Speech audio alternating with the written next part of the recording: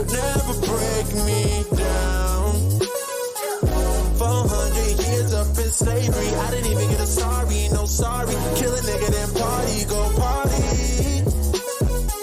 But I ain't even that mad, in fact, I'ma wait the price come back. Sitting here patient. You got me so messed up.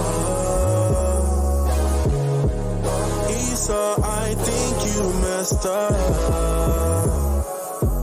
Cause everything you have right now belongs to us. But Christ will bring the fire just to burn it up. You thought that we were defeated. Whips on my back had me bleeding. But I was to blame, I'm sorry for shame. Prophecy says we'll get even. I can see now. You are the man of perdition. Oh, you are the man of perdition. Yeah, yeah.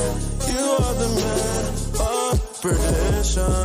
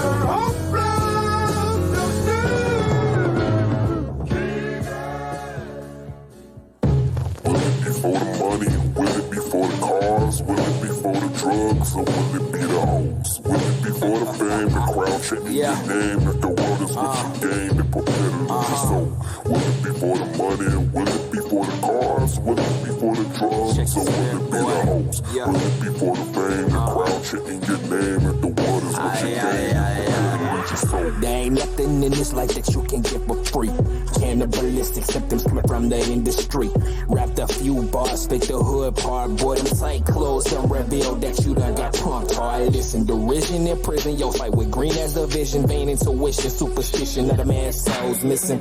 Now your vein light start blowing up, demolition. But on judgment day, how you gon' pay? No commission. Sometimes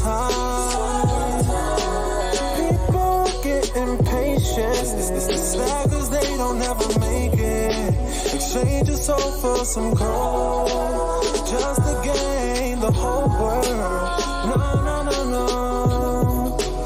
Store your treasure in heaven, you reap what you sow. Will it be for the money or will it be for the cars? Will it be for the drugs or will it be the hoes? Will it be for the fame, the crowd chanting your name? If the world is what you gain, then prepare to lose your soul.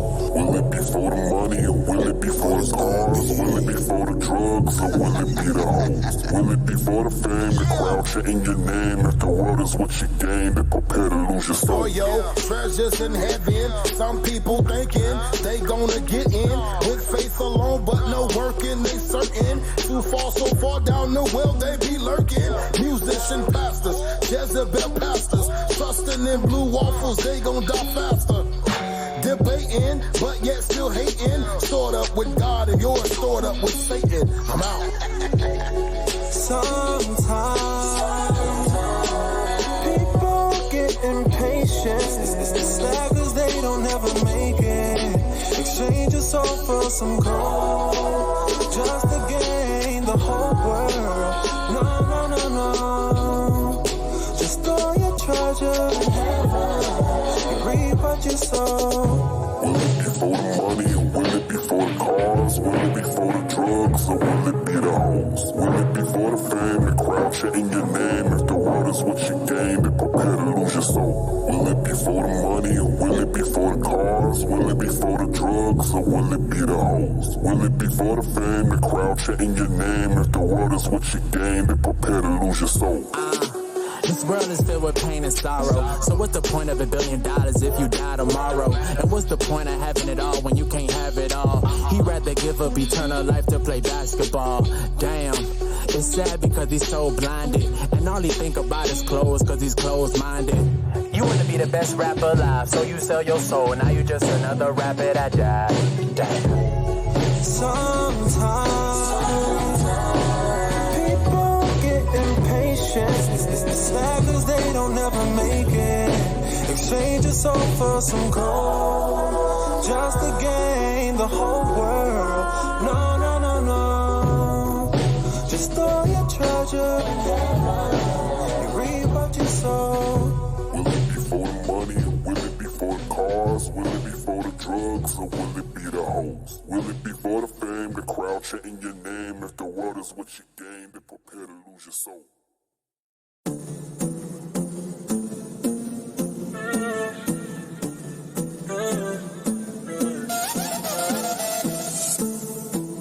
Playing with your sin right now, that's so dangerous.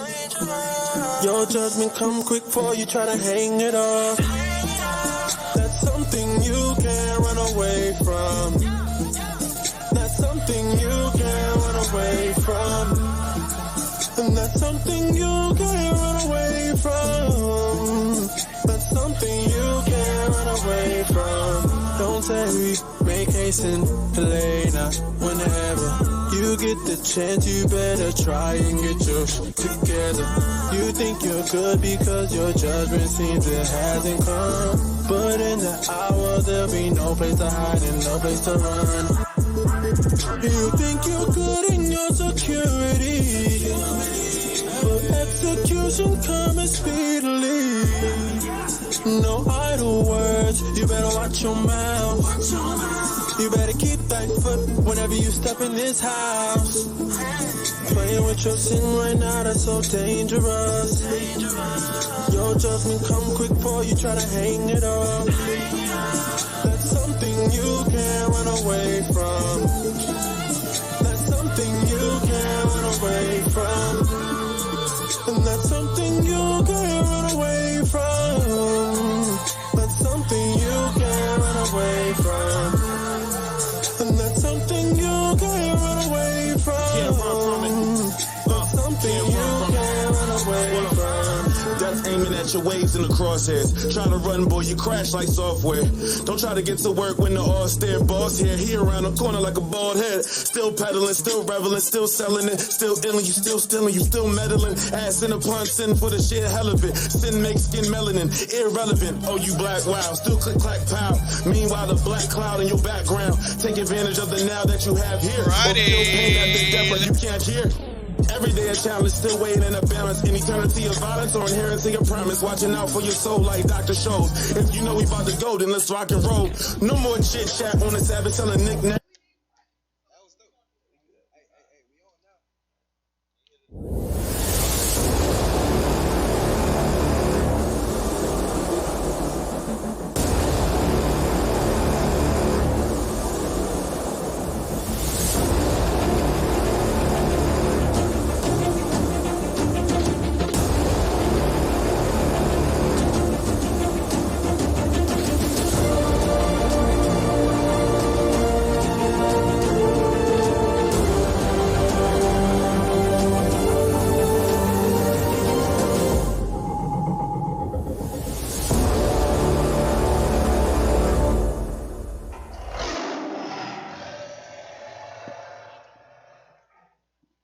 Shalom, shalom, Israel. You are now tuned into the Lion's Den radio show. We are back.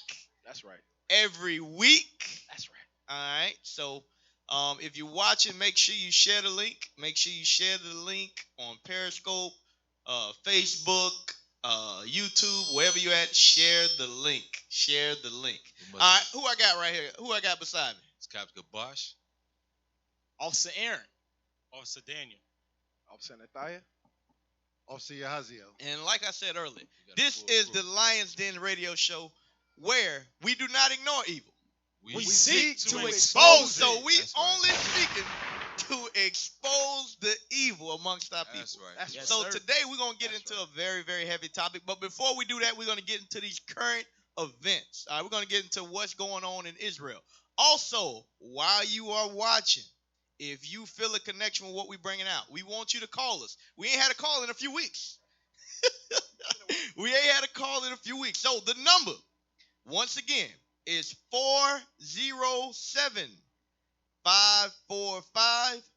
407-545-4624. All right, call us. We want to hear from you. All right, so let's get into the current events. As always, we got a wicked pastor. So let's get into that. And it's not just him.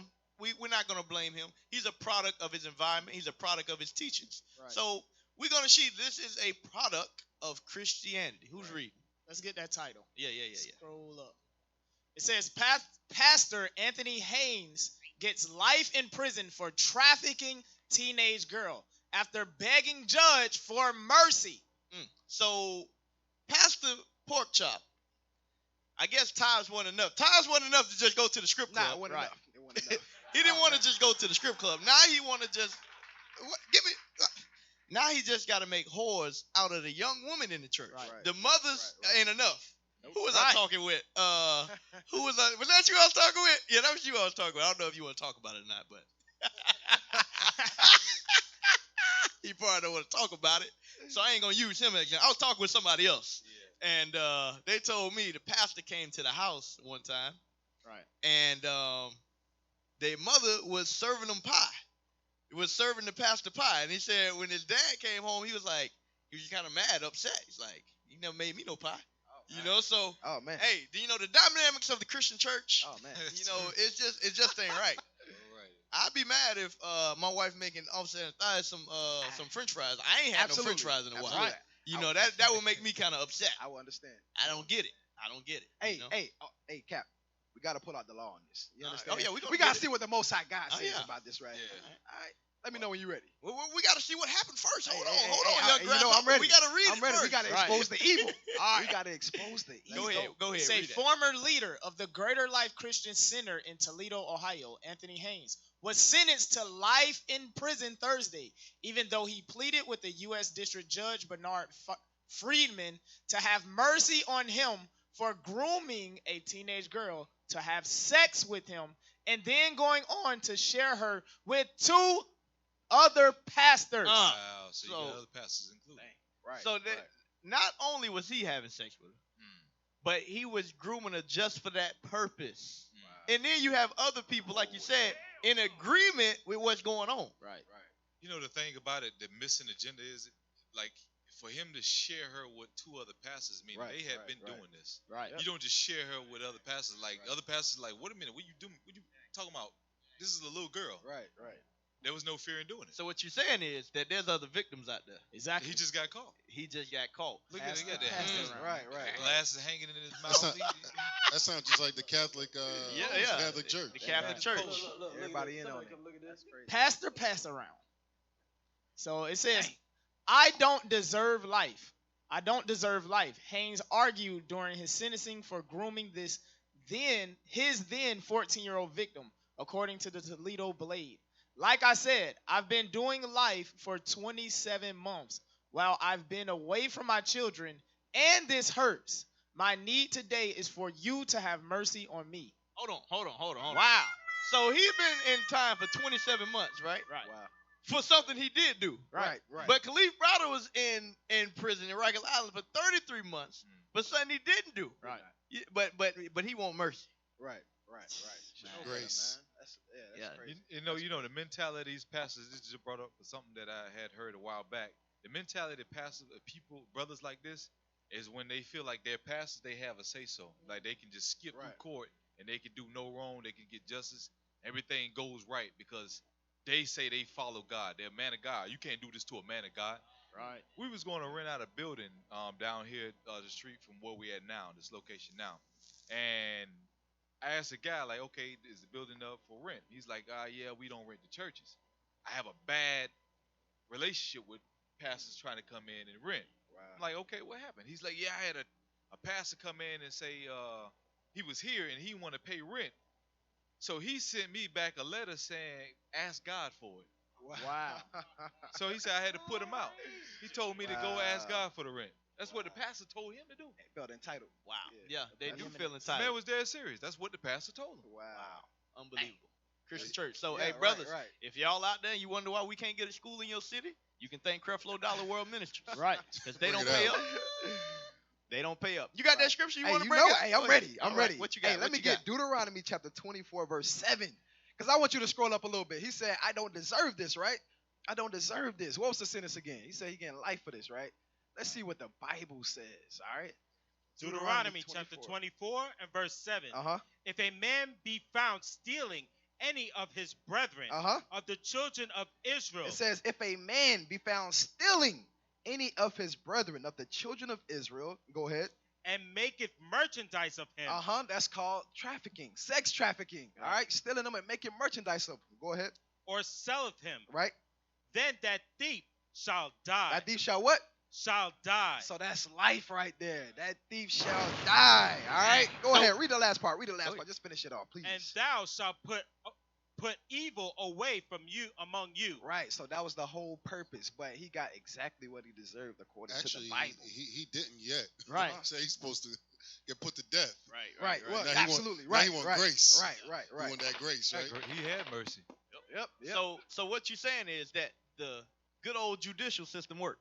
Yeah, the judicial system is based So off what the you're laws saying of is you God. believe in the white man system. Hey, the white man system, a part of it. A part of it. A part of it. Oh. Hey, keep checking What line. he trying to tell Keep you checking is line. because they base it off the Bible. Exactly. You know. Judicial system. They get that all from the praise, Jews. all man. praise. Rulers I'm ain't just- I'm terrible Yeah, just- some of words. them. Yeah, exactly. There we go. Help me out. All right, so we saw that. Let's roll to the next one. Let's roll to the next one. Did anybody else have something on that? No. Okay. Roll I to was the going to next. say that he said, my need today is for you to have mercy on Yeah, that's what I Anthony need. Hayes. He try to Christianize the judge. Right. Right. He Yeah, try hey, to Christianize what him. they call that? Jedi mind trick? Right. Yeah, hey, that don't work on the white man. He's a son of Belial we right go. now. That don't work on the white man. This All is right. the Atlanta Black Star. Orlando PD looking into policy after cop accused of racism and excessive force named Officer of the Year. Name what? Officer of the Year. Damn. But honor won't be rescinded. So this is prime example of America. I'm glad you played that. This is America. Because this is what happens in the great United States of America. Where they will honor an officer and they won't rescind his honor. Right. But then when somebody's acquitted and exonerated of a crime, we won't apologize to them. Right. This is the capital of hypocrisy. Let's read about this man right here. It says, after the Orlando Police Department recently released its annual report, it was discovered that an officer who was accused of making a racist comment and twice sued for excessive force was named Officer of the Year. So, Twice sued for it. right. So what we see is this guy has a track record of bad behavior. Absolutely. Reputation. A He got bad promoted. reputation. So clearly he's doing a good job according Right. to Yeah. But his now employers. what does this put in the mind of the other police officers? Right, If exactly. I want to be police officer of the year, Right. I must exemplify the same behavior. Right. You know that's gang behavior, right? Exactly. Try to ride up on as many people as possible. Right. That's gang behavior.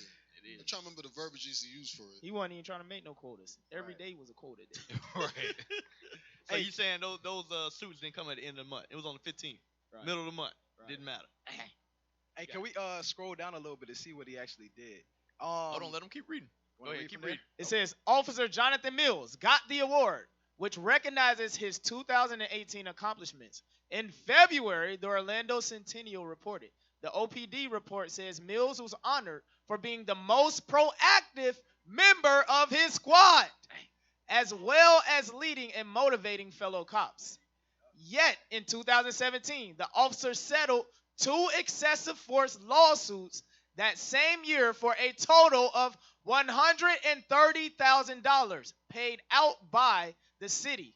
Plus, Mills faced disciplinary action in 2016 when he made what was deemed a racist comment by a member of the Orlando Police Citizens Review Board. Now, notice how they said which was deemed Right. a racist comment. It's going to go down and tell you what the comment was. There go your tax money. Right. And $130,000. $130,000. So you know he making more money for them than that. Then. Right. Yep. Keep scrolling down. Good old Mills. All right, down. Roll down. There you go. We routinely evaluate our policies and procedures. In this specific area, I decided that we need to improve our selection and evaluation process when it comes to awards. Rowland told the newspaper when asked about why Mills got an award after his actions 2 years ago. Going forward, I will be working with my command staff as we go through our award policies, and we will be implementing changes to those policies to ensure that the entire process is beyond reproach. Hold on. Wow. So basically, he's admitting that he shouldn't have got the award. Yeah, Exactly. basically, That's, yeah. Yes. That would have sounded like to me. If you got to go back and, hey, well, this happened, that happened. I don't know how this happened. You shouldn't have a job. Right. Right. How did this happen? And You know what? We made a mistake, but we won't It's the take it back. punisher for the police department. We made a mistake, Yeah, but the whole we police won't- department is jacked up then. They gave him the award. Right. And he influenced others. Good says job, officer. the Officer of the Year honor states it goes to the police officer who demonstrates outstanding job performance, dedication to duty, unsullied moral character, exceptional community service, and professional police image. so did they forget about the lawsuits? Right. Go ahead, Cap. No, that is a professional image, and they just didn't expect for all of these his hidden Right. racism to come out. Right. And If it remember, wouldn't have came out, they wouldn't have said nothing. Right. They would Not have at all. still gave him Officer of the Year. they said the award goes to the most proactive Yeah. officer. Right. He So putting if in you work. pull over, hey, Locking yeah, people up. you pull over the putting overtime. Israelites, Yeah. I'm telling you. all you black and Hispanic folks, we Trying- got you. They Trying have a to tell you, discussion man, in it's the gang locker room. behavior. They He's have putting in you work. locked up this week. Professional police image. Trying to, hey, how many jaws I cracked for this week? All right, bet. Give me a raise. I'm telling you. Right. He accepted the award, right? He didn't Right, say, you right. know what, Of course. chill. That's too much attention. I don't deserve And this. you know that award came with a raise as well. So That's where that haircut came from. it says in 2016, Mills was reassigned from the department's elite tactical squad to patrol when he was demeaned a black woman's hair during a traffic stop in March. He was also given an oral reprimand. So notice he coming after the sisters. He Right. said when he demeaned a black woman's hair. Now we don't know what the sister's hair looked like. That ain't got nothing to do with Right. Hey, we don't know what the sister's Remember, hair he a looked public like. servant. Hey, maybe the sister had blonde hair. Hey, I'm just saying. Maybe he was like, hey, Or she sister, had that or pure blue. wool on. hey, Or blue. or yellow. He's like, hey, you know you look crazy, right? Orange. You know, he might have been trying to give us some knowledge. I'm gonna give Esau the benefit of the doubt on that one. Because our sister's hair, you know. Why your hair look like mine? Hey, let's read this quote. It says, that hairdo is sad. You've got to get your hair done, girl. Wow. Mills was captured telling the woman he and Officer James Highland stopped on suspicion that she was attempting to buy drugs. The Centennial reported Mills also told onlookers that they did not know how to buy a home and his dwelling is bigger than these two buildings combined. Wow. Say what? Hey, nah, I take my comments back. Right. You sound like one of the average rap dudes out here. Yeah, man. Exactly. Keep reading. After a review, Internal Affairs decided Mills violated the department's policy on conduct toward the public. Yep, here Then it come. Chief John Min also assigned Mills to sensitivity training. There you go. You know what it sounds like when that comment that we just read about he's looking at the onlookers and he's like, these houses, y'all don't even know how to buy homes. My Right. house is bigger than these two houses combined. It shows you what type of community that he actually right. polices. Absolutely. Right. It shows you. For him to implement his racism, to talk about black women's hair, it sounds like he is in the ghetto. Right. Yep. It sounds that's where he make all of his arrests. Exactly. Hold on. Read the next story. During 2014. During a 2014 incident, a man claimed Mills put his hand down the back of his trousers and sexually assaulted him as the officer searched for drugs. Documents obtained by the newspaper reveal the man reached an $80,000 settlement with Orlando. In 2013 traffic stop, a man accused Mills of slamming him to the ground for no reason. The city said the man received $50,000. So I'm doing the math. This man already don't cost the city Right. over $250,000 Right. in cases that were awarded, not pending. Not pending. He's guilty of these things, But he's Right, active right. though. and Exactly. he's still Exactly. active. Yeah, he's active. So he's the only one that's noticed. So how many on the force that didn't win Officer of the Year? Right. That got all these type of records. Right. Golly. And don't be fooled, Black and Hispanic folks, because sensitivity training is code word for Black people training. You gotta learn how to deal with the slaves. Right. We gotta send you back. You gotta read what is Willie Lynch letters again. Right. You just separate them by color, not hair texture. All right.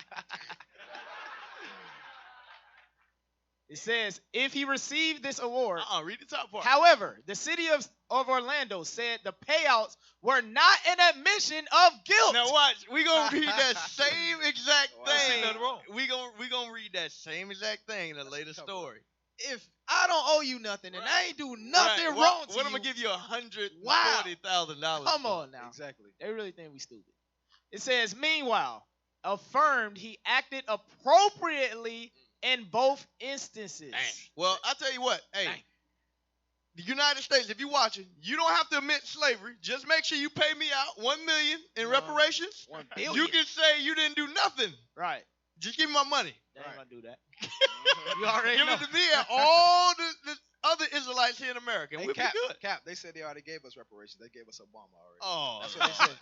They did. That was our reparations. Damn. They gave us Obama. Read that last part. Oh, and they tried to give us marijuana. Oh yeah, marijuana as well. Yeah, Said we gonna give y'all some weed. Gonna legalize that bad boy. All y'all can smoke as much as y'all want. Smoke Hey, all I you ain't want. never smoked day in my life. That payment is null and void for me. Exactly. I need something. So you can do it now. Trying to understand what is sensitivity training when you're falsely arrested. Right. How you make that less sensitive Right, or right. more sensitive. Right. Exactly. You It sound, says you sound hurt over there. You've been arrested. Who gonna fix my record? Who's gonna fix my record? Go ahead. It said, if he received this award, what message is OPD sending to the citizens that are sworn to protect and serve? Callias Coleman, vice president of Orlando Citizens Police Review Board, said to the newspaper of Mills Honor, which was not to be rescinded, I would like to believe there are other officers who were better qualified to receive such a prestigious title. Officers who have not had substantiated complaints with internal investigations for misconduct toward citizens and blatant racism. Who said that? That was the Wow. mayor? That was the mayor that said that, or that was the A lady on the police review, oh, the vice president. Gotcha, the vice Police president. review. So they review the Right, police exactly. officers' work. And he still got. And still she got called it right. blatant racism. Right. But the city say something completely different. Right. This is not an admission of guilt. There you go, 100,000. Right. What we're saying is, Since when has the white man wanted to give out right, free money? Exactly. Right, Never. right, Hey, right. hey, Exactly. you know what's funny?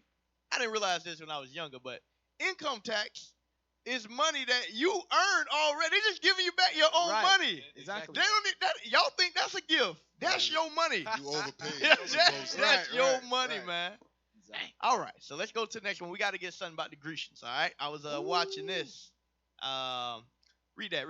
It says survey 19% of NCAA trainers say coaches played athletes deemed medically unfit. So what that means is, in the middle of the game, right? Hey, Anathai out there running, sprained his ankle. So he thought, they pull it up. They got the MRI. They're like, all right, he got a broken ankle. But we're going to tell him it's sprained. All right? We're going to give him a shot. He's going to go back out there. Right. How you feel? You feel good? Hey, I'm good. I'm ready. You to go. good? All right. I'm ready to go. Now, look, I just talked to the doctor. He said you're cleared. Okay. Right. Meanwhile, back at the ranch, his bones are broke. Right. That's what they doing. That's what they doing. Hey, Wow. roll down. Roll I didn't down. understand that. Yeah, that's what that means. Go ahead. Read it. It says the National Athletic Trainers Association released the results of a survey Tuesday that outlined how 19% of the trainers interviewed said college coaches allowed a student athlete to play who was medically out of participation. Meaning he's not cleared. Right. He's not clear. He ain't supposed to be out there. You know He's what? a danger to himself. They just brought this out too. Andre Iguodala, he was on the Breakfast Club. He was saying how the team said that he had a bone bruise, but what he said something about it being cracked or a fractured leg. But they say it's a bone bruise. That's crazy. Right. Keep reading. It says To think that we were in 2019. So people think that something, for some reason, they think time heals. This man that we dealing with ain't changed. Right. He is his forefathers. Understand that. Listen, these NFL and NBA owners, these are the same people that were slave masters. Right. The same. Give me Isaiah 14 real quick in 21. Now I want to understand something about it. Never been into football, nothing like that. But don't the coaches, they tell you what weight they want you to be in certain things? Yeah, they get you in a certain size that they want you to be at. So really, you don't really have control over your life. No, absolutely not. Your diet belongs to them. Right. Absolutely. The way you look belongs to them. Absolutely. And not only that, you don't even ask for your medical records. I want to see. Yeah, It's my body. I want to see if I'm capable of enough going out there. I know what I feel. You don't even have control. I didn't see the X-rays. Right. No, you fine. Don't worry about it. Yep. They don't even have the mind to think like that. Cap, and I was just gonna say, you already said it, but I'm gonna say it again. When you gotta think, some of these brothers come from pretty bad positions. They ain't never seen a doctor before in their life. Right. Yeah. You never been to a doctor, so you seeing all this equipment. You seeing this white man that you think is God. Yeah. Whatever he's saying to you, you like, all right, cool. That's what it is. Trust him. And at the end of the day, you really just want to play because all you're thinking about is the NFL and millions of dollars and winning the game. You're not even worrying about that. Whatever he say, you're gonna do pretty much. Until that bone actually gives, and now you ain't worth nothing. Exactly. That's why then you Kevin Durant. And you got to when sit out of here. Exactly. Dang, that's crazy. Did that happen to the brother that played for the Celtics? Yeah, Isaiah Thomas. Isaiah Thomas. Messed up his hip, had to have hip surgery. Yeah. Cost them millions of dollars. Go ahead, keep reading. It says to think that we're in 2019 and that would still happen is really concerning. Oh, read that scripture, Isaiah 14. Who got it? Isaiah 14, 21. Isaiah chapter 14 and verse 21. Prepare slaughter for his children, for the iniquity of their fathers. So understand, these people today are going to pay for the sins of their forefathers. Why? Because they are the same spirits today. These are the same people that had us outside for 20 hours a day, wake you back up and go back to work, and they did it year round. 6 days a week, 52 weeks. The little children were out there in the plantation. So this ain't nothing for them to see you go out there and play hurt. They're like, boy, you could be in shackles. You said the little children, right? Right. Hey, y'all can pull it up real quick. I just sent y'all something because this went under the radar too, in Tampa. Because you're talking about football, right? Pull it up real quick. It should be, yep. Hezekiah, righteous name, Walters, 14 years old, died during football practice at Florida High School. Dang. Wow. Florida High School. Let's scroll down. Let's see what the purpose, how that happened. It says a 14-year-old from Tampa collapsed around 4 p.m. Tuesday night at Middleton High School during a football conditioning drill. Hezekiah Walters was rushed to St. Joseph's Hospital where he was pronounced dead. Walters was an incoming freshman at the school. Local media reports he was with the team members on the football field performing conditioning exercises, including lifting weights and wind sprints, when police say that the boy collapsed. It was 90 degrees in Tampa Tuesday. Oh. Because to your point, they don't care whether you're young or old. And more importantly, anything that Esau is going to say, we're going to follow it. You know, mom and dad left him in care of them. Like, you know what? He got it. He good. You just a little winded. Get a little water. Yep. You got a 14-year-old dead, and you don't hear about this on the news at all. Nowhere. They say he was running sprints, ladder drills for about 20 minutes with one water break. Now, anybody that played football knows too, usually even during conditioning drills, you might have on a helmet. So it's way hotter than 90 degrees, but Esau tried to downplay it as if it's an accident. They overworked the kid. Damn. Read that scripture. Isaiah 14. Isaiah chapter 14, verse 21. Uh-huh. Prepare slaughter for his children. Read. For the iniquity of their fathers. For the iniquity of their fathers. So go back to that first article. I want to finish it. Scroll down to according to the survey. It says, according to the survey, about 36% of respondents reported that a coach has been able to influence the hiring and firing of sports medicine staff. So, for y'all that don't know what that means, I'm the head coach, right? I don't want a trainer that's going that, because you have two types of trainers. You have one that are going to stand by their medical beliefs and they're going to do by the standards, or you have a staff that says whatever coach says is that's what's going to happen. If I say, hey, I need kibosh today, Kabosh got a torn ACL. If he's my trainer, Mr. Kabosh, you're cleared to go today. Right. Then you have the other trainer that's gonna say, no, you can't. He can't play. He's not healthy. But it says 36% say that the coaches can hire their own training staff, meaning at 3 out of 10 places, you're gonna have a situation where kids they may be playing where they hurt. Keep reading. And it says, and of athletic trainers who reported that happening, 58% then reported being pressured by a coach or administrator to make a decision, not in the best interest of student athletes' health. So 58% of them saying that this has happened to them, where a coach knows that an athlete can't go. They know that. Yeah. And they say, hey, tell them something. No, give So them it's supposed to something. be a father figure. Too. Right, exactly. Who's going to send their son out there hurt? Right. Trusting these people too, man. That's the thing It about says, in one example cited by the NATA survey, a trainer alleged a Division I football coach had personally spoke to players who were scheduled to undergo shoulder surgery. He convinced multiple players to forego the procedure in order to be available for spring practice. Yep. So he said, hey, put that surgery off. We need you for practice. And guess what? Wow. I know for a fact that happened because I done went through that many of times. Right. Many of times. I done had 3 shoulder surgeries. Because them shoulders, they going to go out in football. This is a contact sport. Keep reading. It says, Maryland offensive tackle Jordan McNair. Hey, brother, you having glory I had a day? flashback. Hey, I had a flashback. Hey, I had a that brother flashback. catching a touchdown. Hey. Like, Maryland offensive tackle Jordan McNair died in June 2018, with ESPN's.com Heather Dinch reporting in August 2018 that McNair showed signs of extreme heat exhaustion during a team practice before collapsing due to heat stroke. Same thing. Just Now, something I was just thinking about. This is what had me puzzled, though. It says not only do the coach, but the administrators as well. Exactly. The Everybody boosters. Yep. That's where the money comes in. All Everybody these got a rich hand. white men who were beneficiaries of our slavery, Yep. who had this money, they donate millions and millions of dollars to the school, and they tell that administrator, you better play number 6. Exactly. You better play him. It's Big not, game this It's week. not donations. It's not Right, donations. right. It's investment. That's what Right. it is. Hey, Right. I like you that. own it. You're right. You own It's it. an investment. You own it. Hey, go to the next article. Go to the next article. We're running out of time. What you got? What Can I you get a scripture on this? Oh Lord. And right quick. Go ahead, scripture man. Sirach 13 and verse 4. Let's make it quick. Bring it out. Bring it out. Because we got to expose the evil. You know We what I gotta mean? expose Gotta it. expose We the gotta evil. expose it. We're going to make this very quick. Sirach 13 and 4. The when book you of get it. Ecclesiasticus, chapter 13 and verse 4. Uh-huh.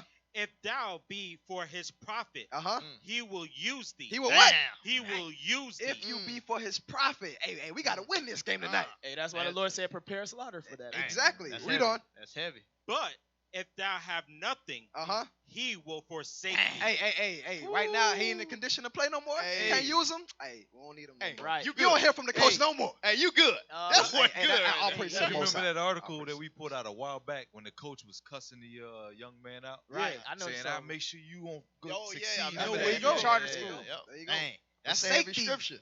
Forsake Yeah, That's a forsake. heavy scripture right there. Hey, read that again. Read that again. All praises. Ecclesiasticus, chapter 13 and verse 4. If thou be for his profit, he will use thee. Uh-huh. But if thou have nothing, he will forsake thee. Dang. Read verse 3. Read Uh-oh. verse Here we go. 3. Verse 3. The rich man had done wrong, Yep. and yet he threatened withal. Right. The rich man can do wrong, and he's still in a position where he can threaten you. Mhm. Exactly what you were saying. Yeah. Read. The poor is wrong, Uh-huh. and he must entreat also. But the young man that's being done wrong, he got to entreat to the coaches, to the admin, Right, listen, right, I can right. get better. Yeah. I just keep my I'm keep still your good, scholarship. coach. I can still do it. Dang. He Boy, was letting them have it. These scriptures are That's real, crazy, man. So fathers and mothers of all these black and Hispanic kids, when a white man coach walk in your living room, Right. it's not because he just has the best interest Right. for your son. Understand. right. He can use your son. Right. And that's exactly what he's going to do. Absolutely. Yep. All right. Now we got some uplifting news. We got some uplifting news for our sisters out there. All Read praises. that. It says Miss Tennessee, Brianna Mason, makes history in an already historic year. Scroll down. Let me play the video. Let me see what the video got.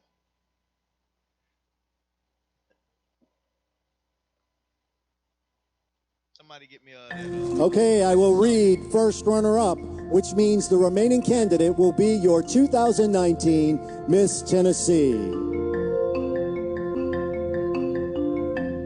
Tonight, your first runner-up is Lauren Dixon, Miss Lexington. All right, you can take over. So, read the first two lines. That's all we're going to see. It says, it's a triumphant year for beauty queens of color. And first grade teacher from Nashville is keeping that streak alive. Read. Brianna Mason won the Miss Tennessee Scholarship Pageant Saturday night. CNN affiliate WATE reported, becoming the first African-American woman to win the title in the pageant's 8-decade history. Nah, they put that in there to make you fall asleep. Right. A decade is 10. Right. So in 80 years, you mean to tell me it's only been one beautiful black sister to come out of Tennessee? Right. Keep reading down though. It says the crown serves as Mason's ticket to the Miss America competition later this year. The Miss America competition is separate from the Miss USA pageant system, which includes the Miss Teen USA and Miss Universe contestants. Read down. But both pageants are having a historic year. Read that. For the first time, the reigning Miss America, Miss USA, and Miss Teen USA are all black women. What? All black women. All black. So understand, sisters, when y'all come back to who y'all are, no, give me the scripture in Judah. There we go. Where he says, I was going, hey, if these what these sisters look like, we need to kill all these men. Right. Because if they let these sisters loose, they're going to take over. And that's what's happening. Miss America, Miss Teen America, all of them, they all black. All of them black and beautiful and winning every beauty pageant. Right. Esau seen that less than We got 100 it? years You got ago. it? Yes, sir. Go ahead, read that. The book of Judith, chapter 10, verse 19. And they wondered at her beauty. And they what? And they wondered at her beauty. Read. And admired the children of Israel because of her. Read. And everyone said to his neighbor, who would despise this people? They said what? Who would despise this people? Right.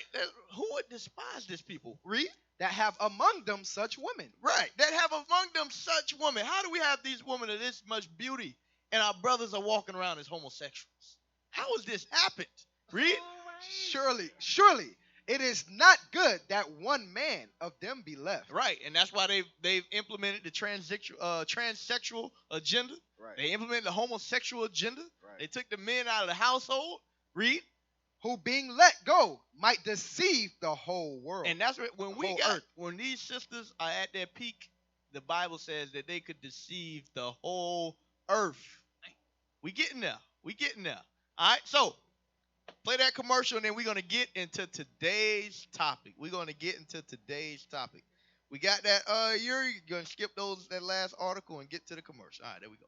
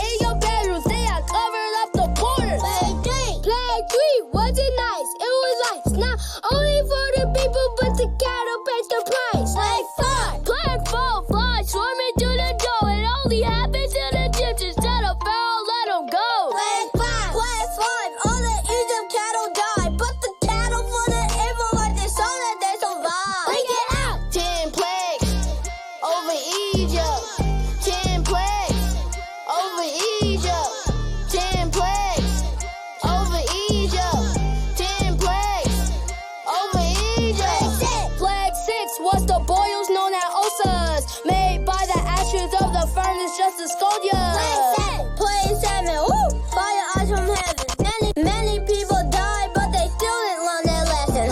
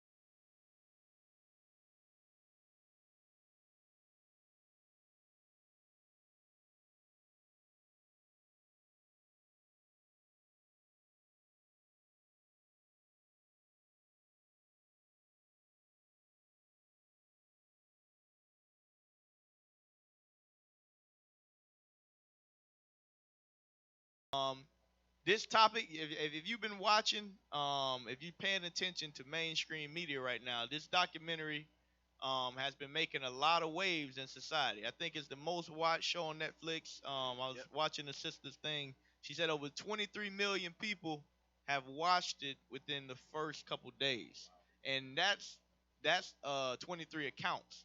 Now we know, Jake, I know everybody is watching from somebody else's account, so you gotta triple that number.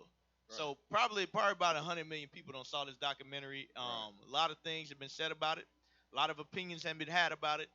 And we're gonna discuss it today because prison system and the justice system is a very, very big piece of the puzzle in most Israelite lives. Would y'all agree?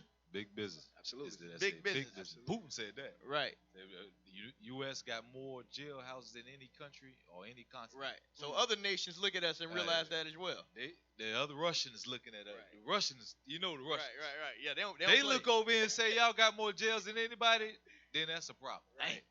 And what for myself when I saw it, the things that it made me realize is that the justice system, really the prison system has replaced slavery. That's what it's done. It has replaced slavery in an instance, and that's it's professional slavery. That's all it is. That's what it's it more is. Professional. That's what it is. Now you have uniform. That's all it is. You still got chains. You still get up when they tell you to get up. You still have a time to eat, a time to go to recreation, and you still work. A lot of Marshalls, or what is it? Sears, J.C. Penney, Starbucks, Starbucks, all them places.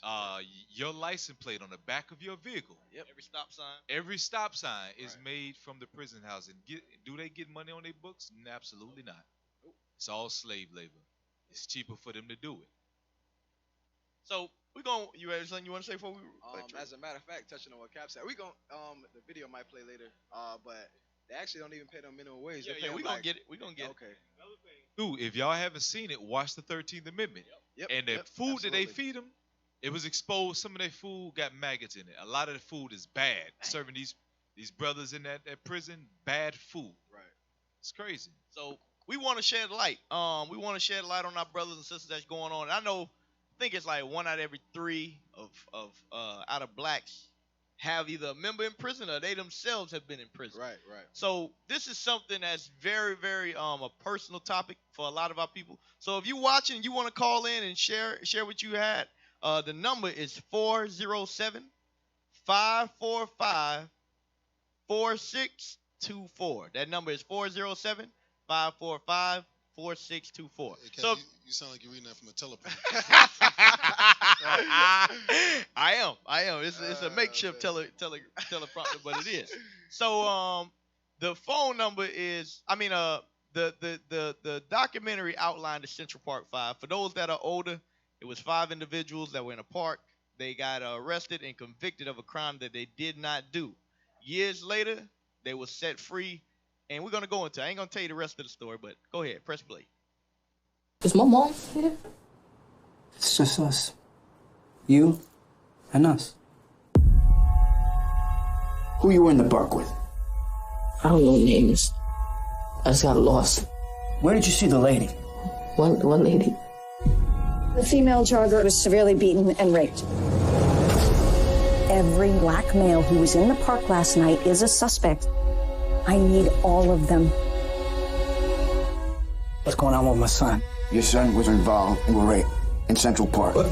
No, wait a minute. Wait a second. They saw you rape the lady. I didn't see a lady or hit anyone. I didn't see any lady. Kevin. I didn't see any lady. I want to see my son right now. Whatever they said I did, I didn't. I know. Zoning on the road. Nothing in these boys' state matches the central facts of the crime. All we need is for one to tie this whole thing together. These tapes are not as clean as the state would have you believe. There is injustice happening here. There is not one shred of evidence. Imagine the frenzy of these teenagers. Ripping off her They clothes. are innocent of these crimes. They are guilty.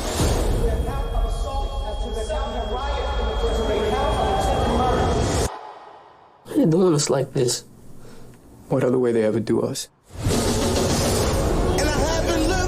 been having these dreams. I keep hearing these footsteps. And they coming closer and closer. That's me. Coming to bring you home. They said if I went along with it, that I could go home. And that's all I wanted. The police will do anything. Lie on us, it will lock us up, it will kill us. This is my life. I don't think we should admit to something that we didn't do. Okay, we keep fighting.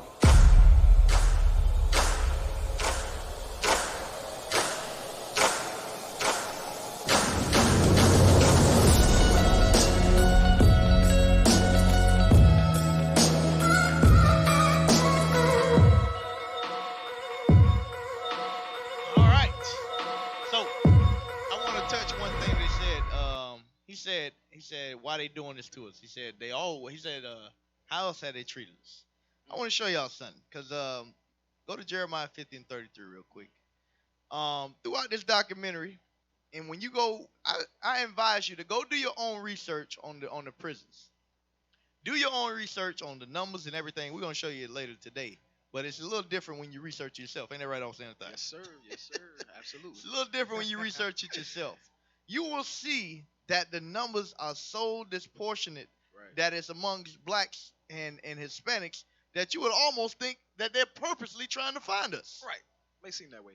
And then when you open up the Bible, you find out, you know what? I be damned. They is trying to find us. That's exactly what's going on, Cap. Read that. Jeremiah 50 and 33. The book of Jeremiah, chapter 50 and verse 33. Thus saith the Lord of hosts, the children of Israel and the children of Judah were oppressed together. They were what? Oppressed together. One way that we are oppressed is in this justice system. Right. And this is another thing. In doing the research, I always wondered, why do they call this the Department of Corrections? They're supposed to correct the behavior that's going on. Right. And it's a video I'm going to show you later, but that never gets done in prison. That never gets done. They never give rehabilitative thought process of behaviors, of skill sets. That's never done in jail. There's no money to be made in the cure. The money to the treatment. There you go. The relapse. Cap, it's actually set up to where when they get out, they don't really have no way to get back into society as far as getting a job. You see what I mean? So it's really set for them to come back into the prison system. Absolutely. We was watching. Last week when I was in Atlanta, they actually brought it up. When you go into prison, one of the questions they ask you is if your immediate parents or guardians are of jail. Are they in prison? Yeah. And if they see that you in prison, they treat you a little different. They're like, all right, he'll be back. He'll be back because he's his generation. Right. But read that. Jeremiah 50, 33. The book of Jeremiah, chapter 50 and verse 33. Thus saith the Lord of hosts, the children of Israel and the children of Judah were oppressed together. So this is not just a black thing. This is a black and brown thing. Understand that. You Hispanics, you Native Americans, y'all are in this thing with us. And we're going to show you that today. You saw it with Santana, Raymond Santana. The one Latino was in there. Read. And all that took them captives held them fast. Read. They refused to let them go. They refused to let them go. That goes into the sentence. Who posted that article about how blacks get longer sentences than anybody else? When they lock us up, they want to throw away the key. Right. They want to throw away the key if they can. They do not want to let us go out of the situations that we're in. And we're going to get into Jim Crow laws. All that stuff was designed to keep us. They never wanted to let us go. They want to hold us fast in their hands because we are money to them. We are their biggest asset. Merchandise. We Absolutely. are merchandise. Right. Go ahead, Cap. You remember the brother that was locked up? He was locked up for paying too much on his child support. I forget how much time they gave him, but they choose any reason to lock us up. There was another mother that she was jailed for. I think her grandfather lived in a district where her son will be going to a better school. So they say she lied and said that she didn't live close or whatever the case may be, but they jailed her and gave her some time for that, some real long time for that. because she wanted a better education for her son. Hey. They find any and every reason they can to put us behind bars. You know what's crazy about that? Them Edomites is in an uproar that Edomite from that show with them twins, because they're doing the same thing. They got a conspiracy going on with the I think they cheated or whatever to get them in the school or the college. Yeah, Laura Loughlin, whatever her name is, you know that, yeah, Laura Loughlin, whatever her name is. But it's funny because now the tables is turned and they trying to get mercy out of that when they got concrete proof that they did the same thing on a larger scale. On a larger scale, and you talking about sending it to another district where the child could not be a product of his environment, actually make something of himself. They wouldn't even work out something with the sister. You lock her up for that. Check this out. You got a scripture cap? Go ahead, bring it out. This all goes back to the curse. I want to get that real quick in Isaiah. We read this all the time, and it's just what it is. If you have disbelief in the Bible and you don't really understand it, because that's why a lot of people don't really believe in God, because they don't understand it. Talking to a brother yesterday, and I asked him, I said, you know, what we're suffering is a curse. He's like, nah, I wouldn't say it's a curse. I said, okay, let's deal with it in this way. Let's approach it this way. Do you see the difference between Hispanics and blacks together? Check. These two compared to Chinese, to Arabs, or what do you want to call it, Japanese.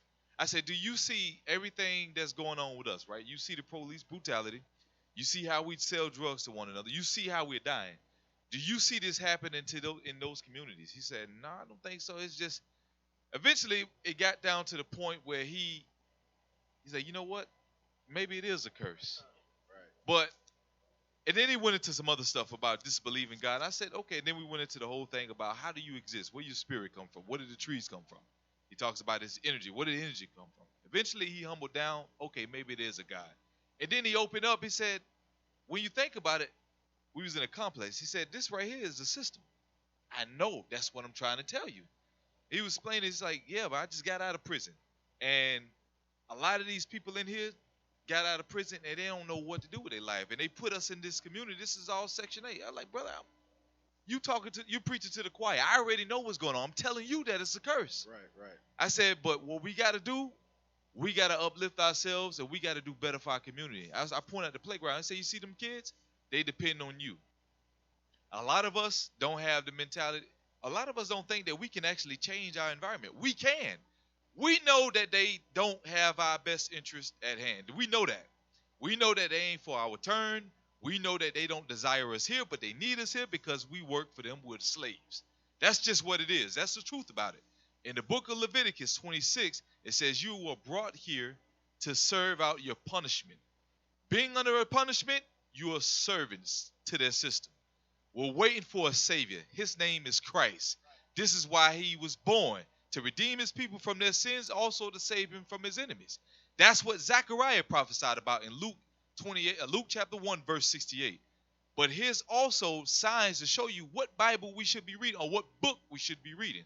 Our God points to our condition. There's no other book that explains this. I want to read real quick Isaiah 42, verse 22. The book of Isaiah, chapter 42 and verse 22. But this is a people robbed and spoiled. And when you read this is a people, it wasn't putting everybody into that sentence. You got to understand, this was a record for the Israelites. This Bible became international when they took it from us. Right. And now when you see this is a people, you say, okay, that's everybody in the world. No, Isaiah was an Israelite. He was talking about his own people, the Israelites. The Israelites are the so-called blacks and Hispanics. It said, this is a people, blacks and Hispanics, we're what? Robbed and spoiled. You don't have no culture. You're spoiled. You're destroyed. That's what that word means. Destroyed. Why? Look at us. Turn on the news. Look at it. We're being destroyed. We are destroyed mentally, spiritually, broken down. Homes are divided. Children, sons with no fathers. Daughters with no mothers. We was on last radio show, we was talking about a mother putting a pillow over her daughter's face, suffocating her. Somehow, why don't you just die? Right. We're destroyed. Only a destroyed mother would do that to a child. This people is robbed and spoiled. Read.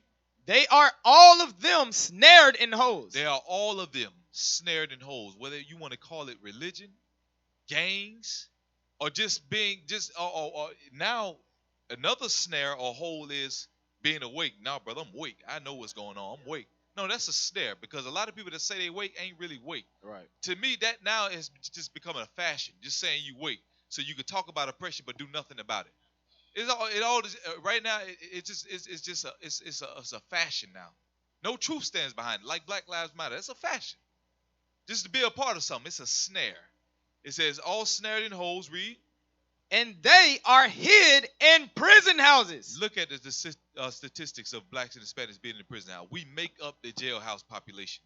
They are all hid in prison houses. Many brothers in there sitting in there for crimes they didn't do.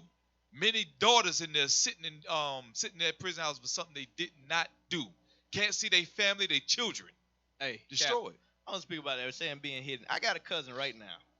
He been in jail since I was a kid, and I've been trying to think about going to see him, but I'm kind of perplexed. I don't even know how to go. I'm like, I never seen him before. I don't even know. It's just when they say hid, they really hid. Yeah. They're hidden from their families. They're hidden from society. That's really what that word means. It's heavy. It's heavy. Hey, Kev, you know that verse you reading is heavy because it says they're all the snares, the snares and the traps, right? They affect all of us, right? So we understand that the prophecy was we would serve other gods, right? So all of these philosophies and doctrines that we've had all of our lives have come from these other nations and serving their gods. So when they come out of prison with all of these different doctrines, that's why the Bible says that we have to repent. That's the only thing that's going to get us out of the condition. We have to repent. You ask them, go to your book and show how to repent. They can't do that.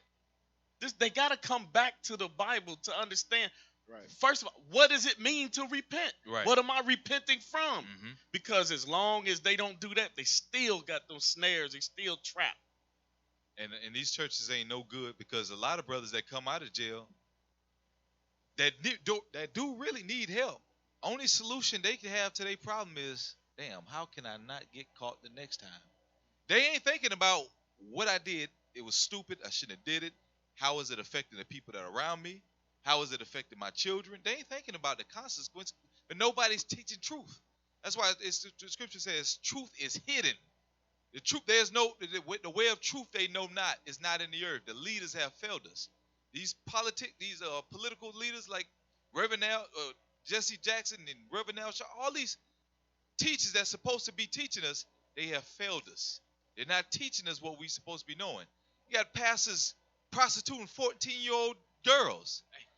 You can tell that our nation is destroyed. Right. We're destroyed. But this is the only remedy to this. This is the only remedy to our problem. It said all of the hidden prison houses, they are what? For a prey, and none delivereth. And for a spoil, and none saith restore. Nobody's talking about restore. Only time we march is when white people shoot us. But when we shoot each other, we don't do that. Nobody's talking about restore us. Cap. And also, when you say restore, that's going into their rights. When these people going into your rights, just because when you leave, you can't vote. You can't go around certain places. You can't get a job. All that nobody wants to restore these brothers and sisters that go through these things. And more importantly, the Israelites in general. Go ahead, Oz. Now, I'll just make this quick. When it says that we're for a prey, that means there has to be a predator. Right? All these nations prey upon us. But yet, the lost of our people still think that Christ is coming for everyone. That means they don't understand the whole concept of salvation. That's heavy. That's heavy. I ain't never heard nobody break that down like that before. Dang. To have a prey, you must have a predator. Absolutely. And we know who the predator is. If you don't know who the predator is, listen good. Your friendly neighborhood white man. Right. And everybody outside of the blacks, Hispanics, and Native Americans, and those that have been subjugated to the abuse and the same treatment of those people, who are most likely Israelites, those are the predators. That's right. Understand that. Message. All right, let's get to the next video. So what we're about to show you now is this documentary that the sister made was from the point of view of the young men. This was the first time that it had been shown from their view. And as always, Esau sets up somebody to come in and try to tear down what was built. So we're going to watch. We're going to watch a little bit of it. About television shows right now is the Netflix 4-part series When They See Us. It tells the story of the so-called Central Park Five, the 5 New York City youths ages 14 to 16 who were convicted of rape after an April 19, 1989 attack in Central Park. Their convictions were all vacated after a serial rapist named Mateus Reyes confessed in 2002 to the rape of the Central Park jogger and said he acted alone. The 5 are all black or Hispanic. The 29-year-old victim was white. The crime was a national sensation, further dramatized when Donald Trump, then a well-known real estate developer in New York, paid for a full-page ad in multiple newspapers, including the New York Times, advocating the return of the death penalty. In 2014, the administration of Mayor Bill de Blasio settled a lawsuit brought by the 5 for $41 million, but the city admitted no wrongdoing on the part of the investigators. In the sympathetic Netflix telling, directed by Ava DuVernay, each of the 5 is shown confessing only after being coerced by overzealous. I just want to, can we get a round of applause for Sister Ava DuVernay? She bringing out a lot of truth. She bringing out a lot of truth. So all praise, sister. Hey, because she did the 13th documentary. She did this one. She doing a lot of good stuff. So, hey, we need a documentary on IUIC. All right? Absolutely. Whenever you want to do it, just holler at us. We'll get that done. All right? Keep pressing play. Cops and prosecutors. Singled out for particular scorn is Linda Fairstein, then a supervisor of the prosecution team. Fairstein wrote in the Wall Street Journal this week that the Netflix series is, quote, so full of distortions and falsehoods as to be an outright fabrication. Last week, Fairstein, who has a second career as a best-selling author of crime fiction, resigned her position as a board member at Vassar College, her alma mater. And this week, Elizabeth Lederer, the trial prosecutor of the 5, resigned from a teaching role at the Columbia Law School amid protests from the Black Law Students Association. In an interview that aired Wednesday night with both the 5 and the actors who play them in the TV series, Oprah implored everybody to now refer to them as the exonerated 5, not the Central Park 5. But is it that simple? Joining me now is Eric Reynolds, a former New York City police officer who, on the night of the attack, arrested 2 of the 5. Eric, thanks for being here. You watched the Netflix series and you thought what? Well, thank you for having me, Michael. I watched the Netflix series and I was shocked. Okay, I actually laughed out loud when I saw the Felicity Huffman playing Linda Fairstein implore the police to go out and round up all black men in Harlem. I thought that was absolutely preposterous. It never happened. Linda Fairstein was... Now, they got reports of her. She was there that night, and she was there that morning. So that's a lie. In the official police reports, what he said is not true. Go ahead. Never even in the precinct that day when the investigation was started. First of all. Pause. Second of all, the district attorney... What the heck are you talking about? There's a scene where they were coming to get Yusef Salaam, and she was with Fairstein. That happened at this precinct. That happened. That's fact. You got black predators too. He's reading a teleprompter. You can see in his glasses. Press play. Attorney does not give orders to the police department. They do not direct our investigations. Our investigation was well underway once Linda Fairstein arrived at the Central Park precinct. Someone who knows only of this case what they watched in that 4-part series would come away thinking that the admissions, the videotaped admissions, were all coerced, that this was all a result of cops who were acting in a nefarious way to railroad those 5 individuals. As one of the police officers who made critical arrests in this case, you would respond how? Oh, that's ridiculous. All you need to do is look at the videos. Watch the videos. Look at each one of the defendants. See if they're being coerced. See if they're sleep deprived. You'll see their parents are in every single video. You'll see in every single video their rights are being read to them. It's it's a blatant lie. It's unfortunate. This is the first time that police misconduct has been recorded on videotape, and the people who alleged to have been, their rights violated by the police didn't want it seen. They fought for the longest time to keep those videos under wraps. I would implore everybody, look at the videos, watch them from beginning to end, and then make a judgment. I know from doing a lengthy interview with you on my radio program that you were in the park that night, that you participated in apprehending a number of the guys who, it was their word, correct me if I'm wrong, were wilding. Yes. But you initially didn't associate them with the violent attack on the jogger. What was the moment that caused you to say, I think there is a connection? Well, it wasn't that I think that there was a connection. We knew there was a connection. We had arrested 5, 2 of which were part of the Central Park 5, Raymond Santana and Kevin Richardson. We were going to release them. We were releasing them to their parents. We did not believe that they had anything to do with the attack on the jogger, okay? But we were interviewing them before we released them so that in the event that they saw what happened, we might be able to. I want you to fast forward a little bit. I want to get to the part where he says he catches them up. I want to watch all of it. Right, but they catch him up when they say, "Well, what about the DNA?" Because they never found any DNA. He had no answer. Got him. Just scroll a little bit. Scroll a little bit through. Start about 6 something. Go ahead. All right, start that. Yeah. No. No, well, there was. Oh, yeah, go ahead, finish. Back it up. Because he asked him, why would the man say that he raped this woman? The attack on Patricia Mealy. And had you had any conversation with him? Had you had any conversation with him up until that moment where there was any reference to the jogger? No.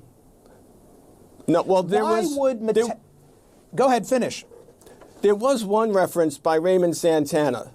My partner had asked them, why were you out in the park? Why would you be out in the park beating people up? You should be with your girlfriends.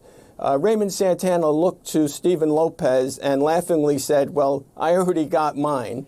I didn't realize what it meant at the time because the jogger had not been found at that point. Why would Mateus Reyes have confessed to doing it and doing it alone if that were not the case?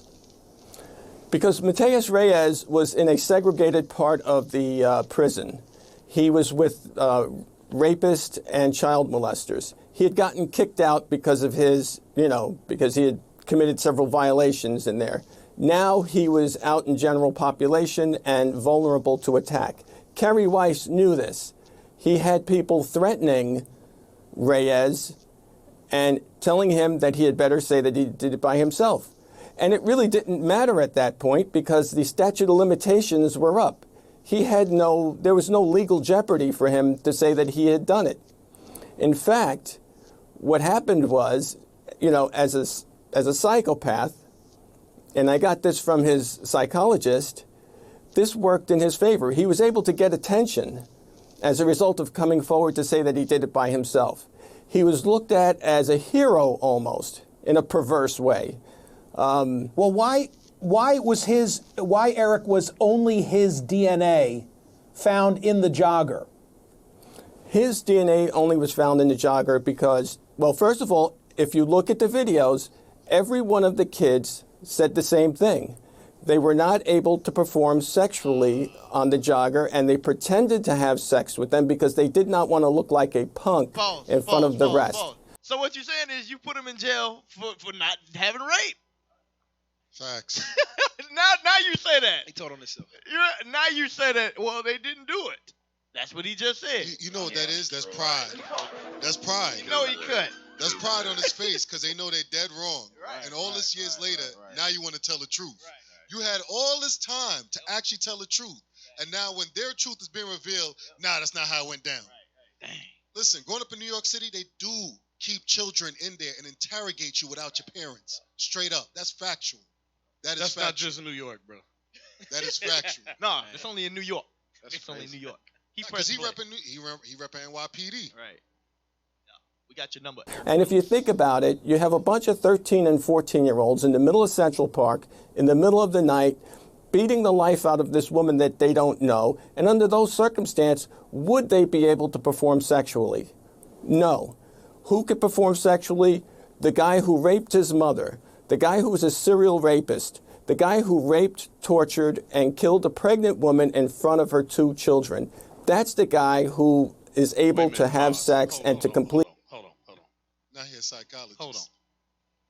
So we've had untold number of black men throughout history that have been lynched for allegedly raping black women. I mean, for white women, right? But now these 5 couldn't perform. What kind of sense does that even make? I mean, the lie is so apparent. Right. Exactly. It's like this dude is caught on the spot, and he's not a very good liar. Right. Finish it out. What the heck are you talking about? Complete the act in the middle of Central Park in front of everybody. Let me return to a final question, the subject of whether those admissions captured on videotape were coerced.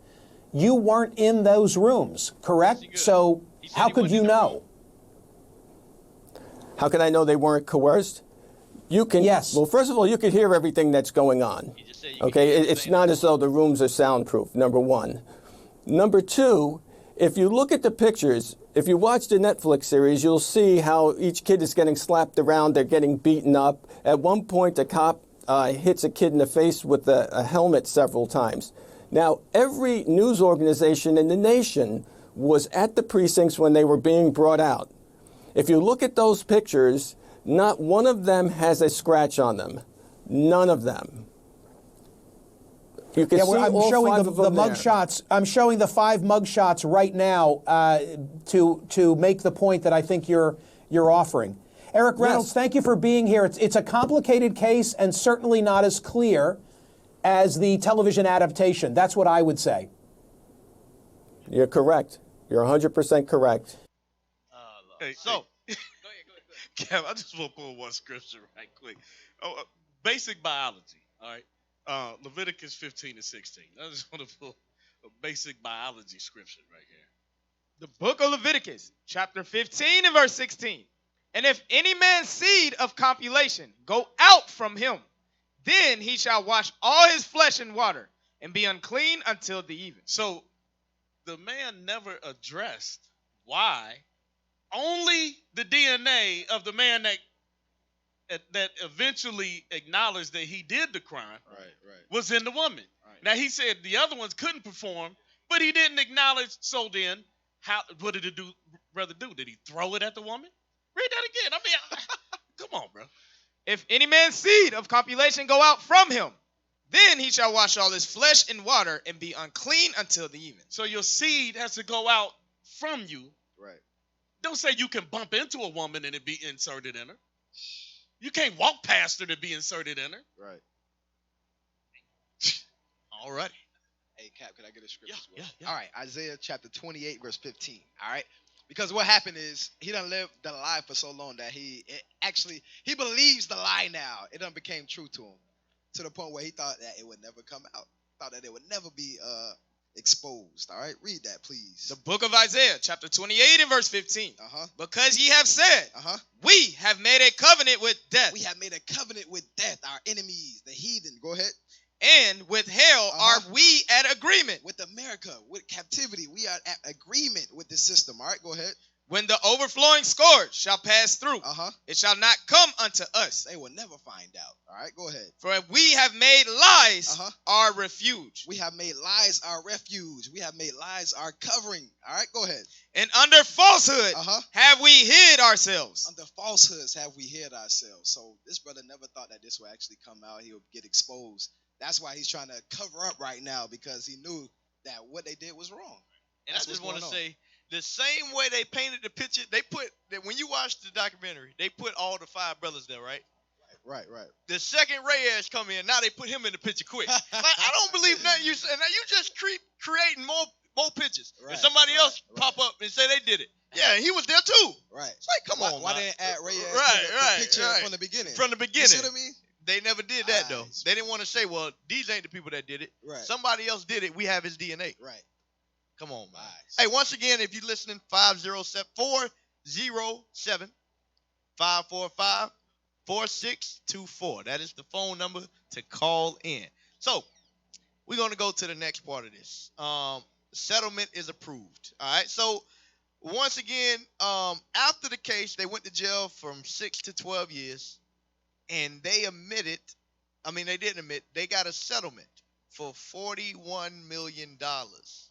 But the city said they did no wrongdoing. Once again, sound like article we read earlier, right? Right. So not just in New York do they do that, but they do it in good old Orlando too. Right. I gotta read. I want to get Jeremiah 50. I was reading this. I was contemplating on reading. I want to read this real quick. Jeremiah 50 verse 6. Going back, I want to go back real quick. We were talking about our leaders, but I want to read verse 7. Verse 7 will be my point. Let's read verse 6. The book of Jeremiah, chapter 50 and verse 6. My people have been lost sheep. My people have been lost sheep. We don't know who we are. We don't know judgment. We don't know what is righteousness. Read. Their shepherds have caused them to go astray. Our shepherds, our leaders have caused us to go astray. They have turned them away on the mountains. And they have turned us away to going unto the mountains. When you understand what that means biblically, when we went into the mountains, we went to serve other gods. We were supposed to go to the temple. Going to the mountains represents going other places to worship other gods. The pastors have done this. Our leaders have caused us to do this. They turned us to the politics. They turned us to religions. They give us every solution that they deem as fit, but no real solutions to it. But they turn away God's commandments, saying they don't matter. Christ died. He nailed it to the cross. You don't have to do anything. Right. So they cause us to go to the mountains. They cause us to go astray. Read. They have gone from mountain to hill. And they cause us to go from the mountain to the hill, meaning confusion of faces. Read. They have forgotten their resting place. To the point, being so confused, we have forgotten our resting place. We don't know where to turn, to where we just give up everything that we know about God. So it says they have caused us to forget our resting place. Read. All that found them have... all of them that have found them, like all of our adversaries, all of the nations that have found us, being that we are all lost and confused, all that found them have devoured them. Because we don't have no protection. It says all that found them have devoured them. Read. And their adversaries said. And their enemies said. We offend not. We haven't done nothing to these people. Their leaders have gave up on them. So now when we come at them, we innocent. We have done no wrong. Right. Read. We offend not, because they have sinned against the Lord. Now, you wouldn't hear your adversary say this, but guess what? They know who you are. Right. So they knew when you would sin against your maker, your Lord, they knew that they had the upper hand. They say the only reason why they have the opportunity to touch you the way they doing it to you is because your defense is gone. Your defense is the law, statutes, and commandments. When you read the book of Psalms 91, it tells you his truth will be your shield and your buckler. They can't touch us when we're in the laws of the Most High. Look at what happened to the Egyptians. They don't exist anymore. That kingdom is gone because they touched his anointing. Right. This is what's going to happen to America once we realize and awaken to what we're supposed to be doing. We got to come back to our Lord. It said they have sinned against the Lord. Read. The habitation of justice, even the Lord, the hope of their fathers. The hope of their fathers. And the hope of our fathers is justice. The hope of our fathers is deliverance. We don't see that for ourselves. Let's get real quick, jump back a little bit.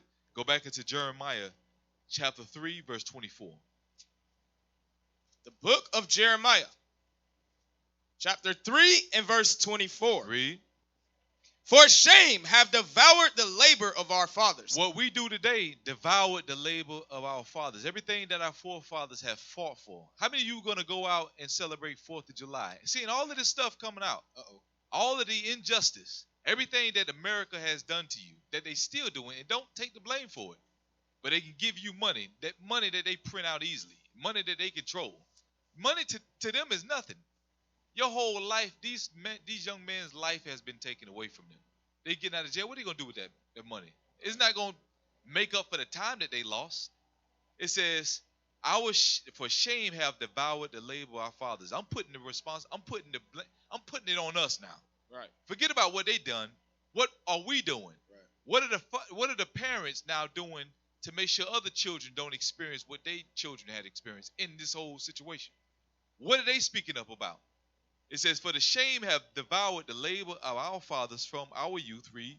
Their flocks and their herds, their sons and their daughters. Read. We lie down in our shame. To this day, we lie down in our shame. Read. And our confusion covereth us. And our confusion, it covereth us. Read. For we have sinned against the Lord our God. Why are we devoured? We have sinned against the Lord our God. That's simple. We are devoured because we sinned against the Lord our God. So how do we fix this? We got to keep God's commandments. There's only one real solution. Read. We and our fathers, from our youth even to this day, and have not obeyed the voice of the Lord our God. So it's time to really stand up and really be about the solution. That's right. Don't buy no firecrackers on 4th of July and shoot off nothing. Right. It ain't got nothing to do with you. That's lying down in your shame. We got to really turn back to the Most High God and bethink ourselves and remember who we are. This happened to Israelites. This ain't happened to 5 black and Hispanic brothers. This happened to Israelites. Right. This happened to God's people, his Israelites, his anointed, the apple of his eye. All praises. You had something? All right, read that. Settlement is approved in Central Park jogger case, but New York deflects blame.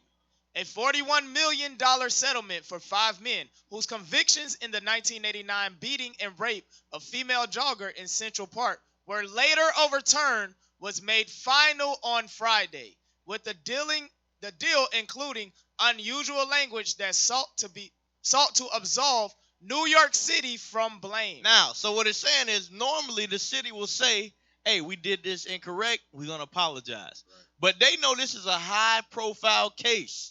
So they ain't going to never admit something that everybody going to see. They ain't going to say it. Right. Keep reading.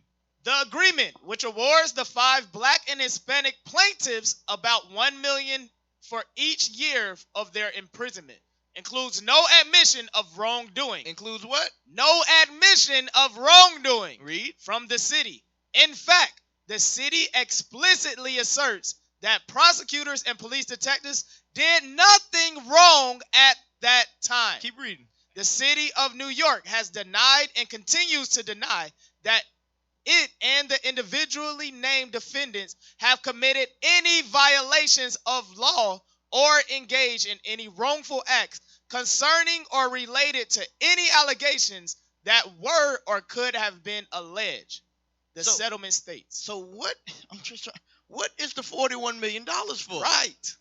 Can somebody please help me out? Exactly. Because if they admit to it, they could sue every individual that profited from it. You remember watching it? The prosecutor had a ton of books. Right. She made millions off of this thing already.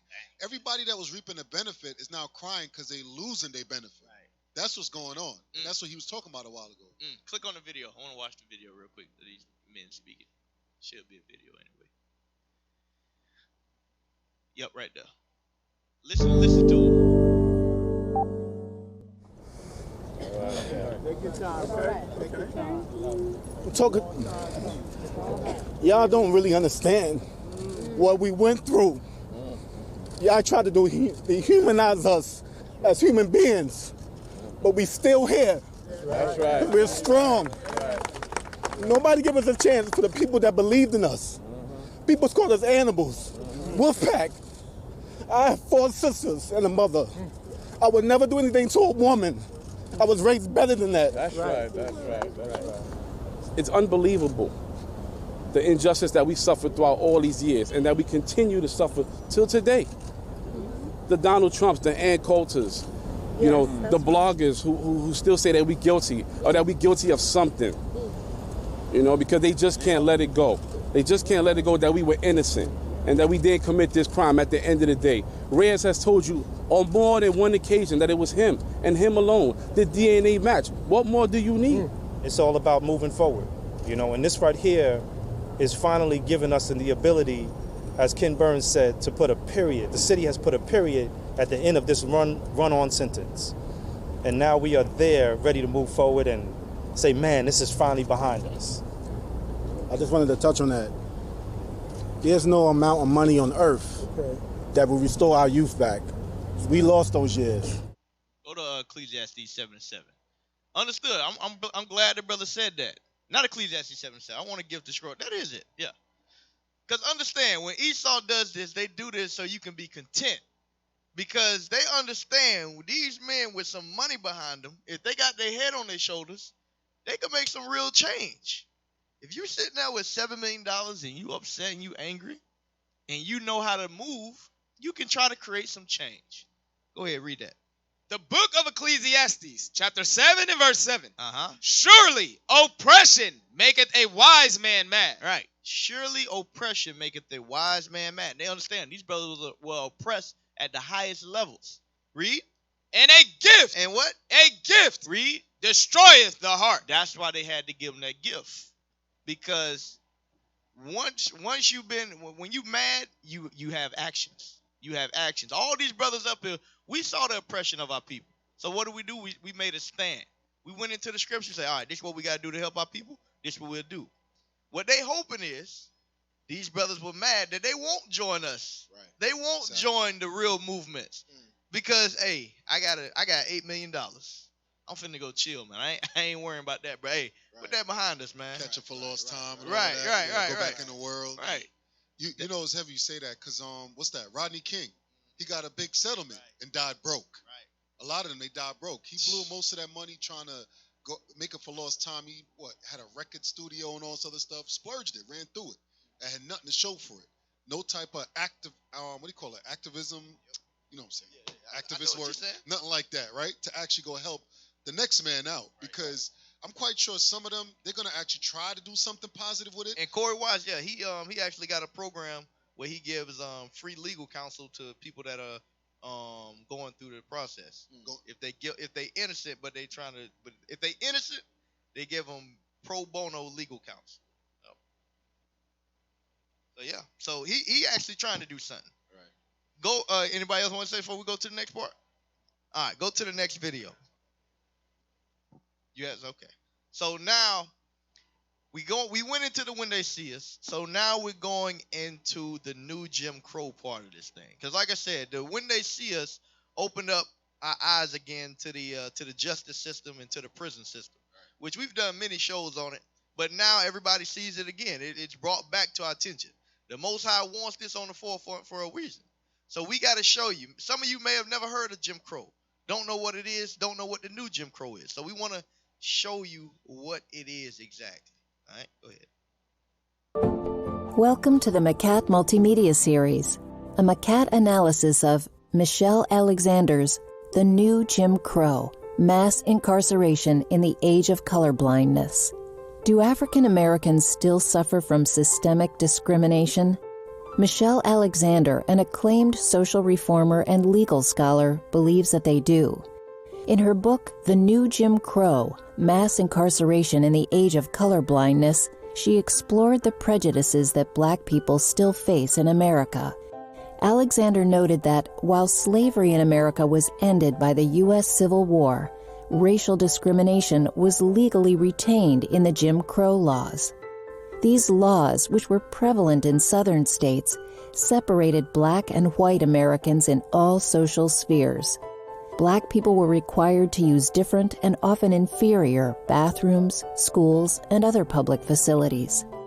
Alexander highlighted that the Jim Crow laws were overturned in the mid-20th century, largely thanks to the Civil Rights Movement.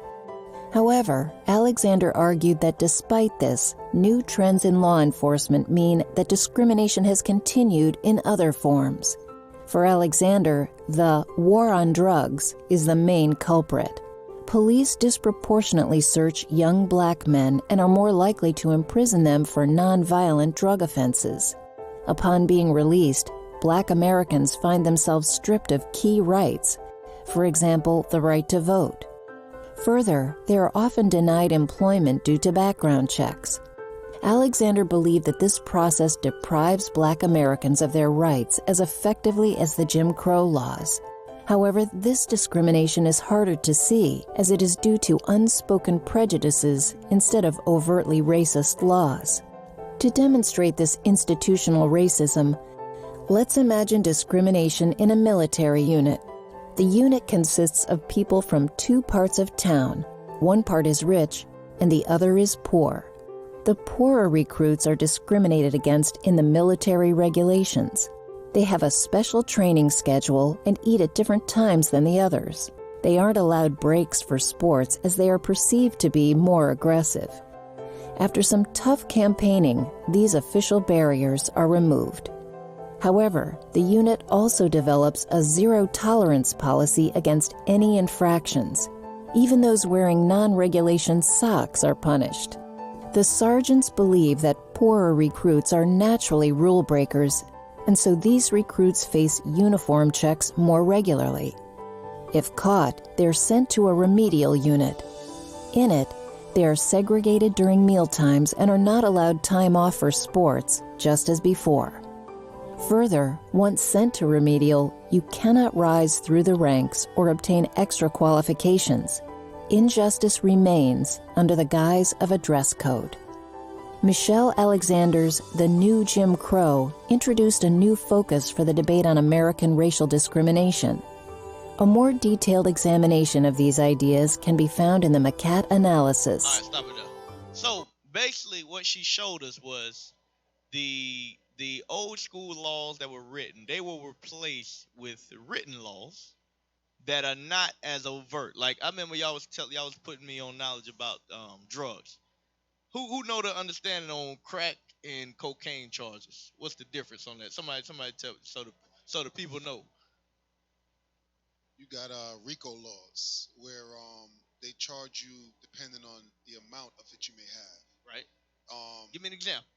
For example, if you get caught with a bundle of dope, it's 12 pieces of dope, right? You'll get more time than somebody who actually committed manslaughter. Oh. I want the one where they say like you got a little piece of crack, you get as opposed to if you got pure cocaine. Right.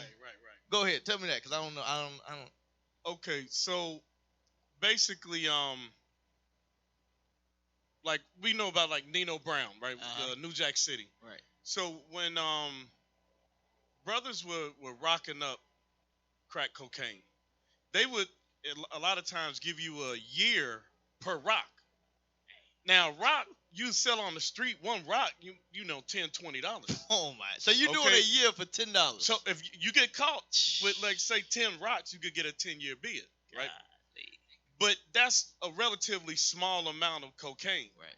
Whereas I'll just make it plain, a white boy might have, you know, a quarter ounce or something, you know, a nice little amount because he's going to party and all of that stuff, and they'll slap him on the hand and he'll plead that he's got a drug problem, so they'll put him in rehab, and he might not even spend no time.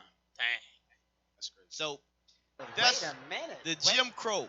Jim Crow laws basically it legalized racism.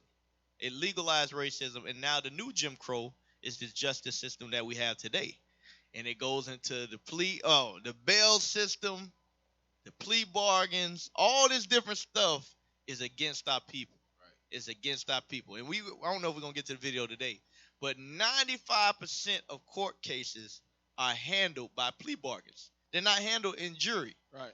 They're not handled in jury trial. I know we think that's the case, but it's not. So a lot of times our brothers, they'll say, instead of saying, hey, I'm going to go to court and I'm going to hire a lawyer and I'm going to go through all that, they'll say, hey, I don't want to even risk getting 20 years. Just give me 2 years. I say I did it. Yeah, you're going to cop out to what's the charge. Get Right. out of there. Because the system, it affects us. But go ahead. Now we're going to go to the old Jim Crow laws. So you make sure you understand where it came from. Where's the origins of it?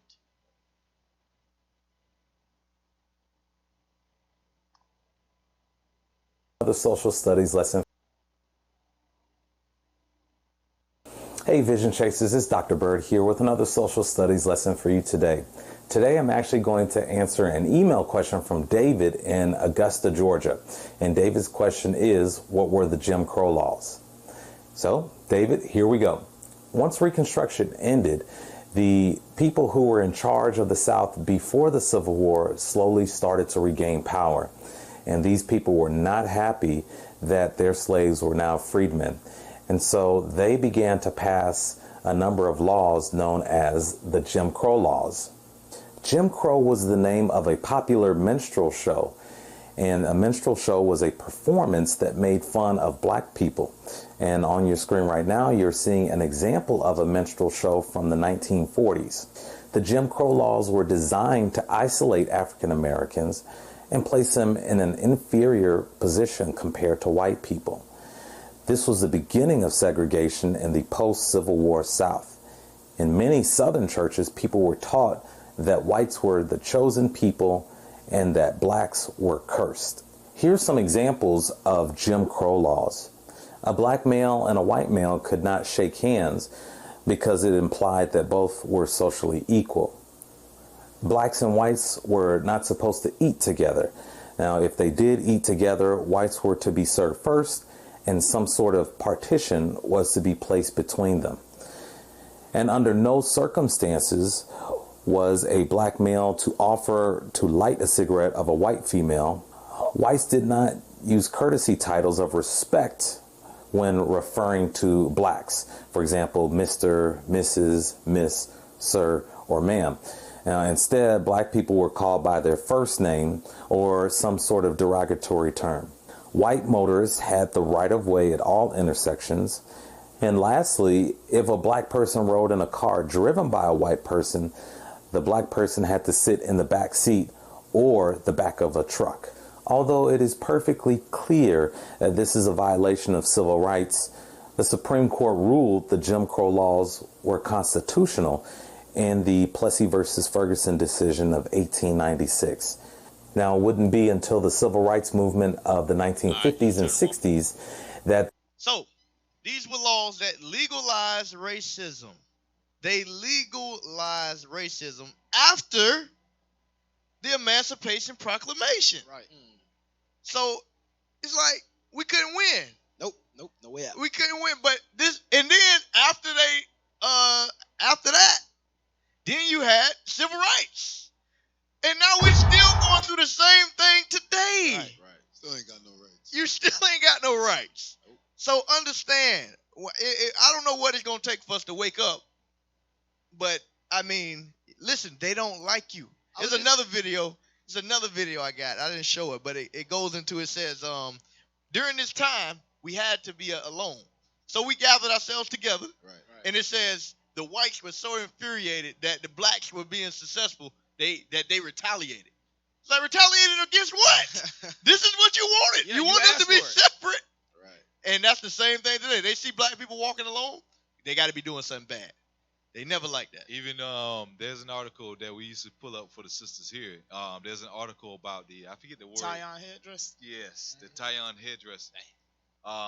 There was another law where sisters couldn't come out in public with their head uncovered. Right. Because they used to style their hair. Right. And they said it caused white women to be jealous, and it caused the white men to lust after black women. Right. So they made a law for black women to cover their head, and then they did that, and they styled the head cover. Right. So they just couldn't. They couldn't deal. They Still couldn't didn't win. like it. Yeah. Right. So I want to show y'all this. It says this was the first time since post freedom that they had implemented racist laws. I'm gonna show you. This thing goes back. This thing goes back to Egypt. This is nothing new. Give me that in Genesis 43 and verse 32. I'm gonna show you. We have been segregated since the beginning. Right. Even in the beginning, when the sons of men lay down with the sons of God lay down with the daughters of men, we weren't supposed to do that. Right. We always supposed to be separate, but we were supposed to be on top. That's right. The only problem is we on the bottom now. Right. That ain't supposed to be like that, but it is supposed to be separation. Understand? We ain't got no problem with the separation, but we supposed to be at the top. That's what we have a problem with. All right, read that. The book of Genesis, chapter 43 and verse 32. Uh-huh. And they set on for him by himself, and for them by themselves, and for the Egyptians which did eat with him by themselves. Read. Because the Egyptians might not eat the bread with the Hebrews. Because what? The Egyptians might not eat the bread with the Hebrews. Read. For that is an abomination unto the Egyptians. But that was an abomination unto the Egyptians. Understand, when it says in Revelation 11 and 8, it says that this is Sodom and Egypt. Right. America is doing nothing new, but y'all don't know your history. You don't know who you are, so you confused. Right. You lost. You like, why is this happening? Open up your Bibles and read. You're the Israelites. That's right. You were the Israelites. And the stuff that they taught, they said that they were superior to us. Somebody give me Deuteronomy 7 and 6. They're using our playbook against Right, us. right. They running our plays against us. They ran our plays against us. Lo and behold, guess what? God says the exact opposite. Read that.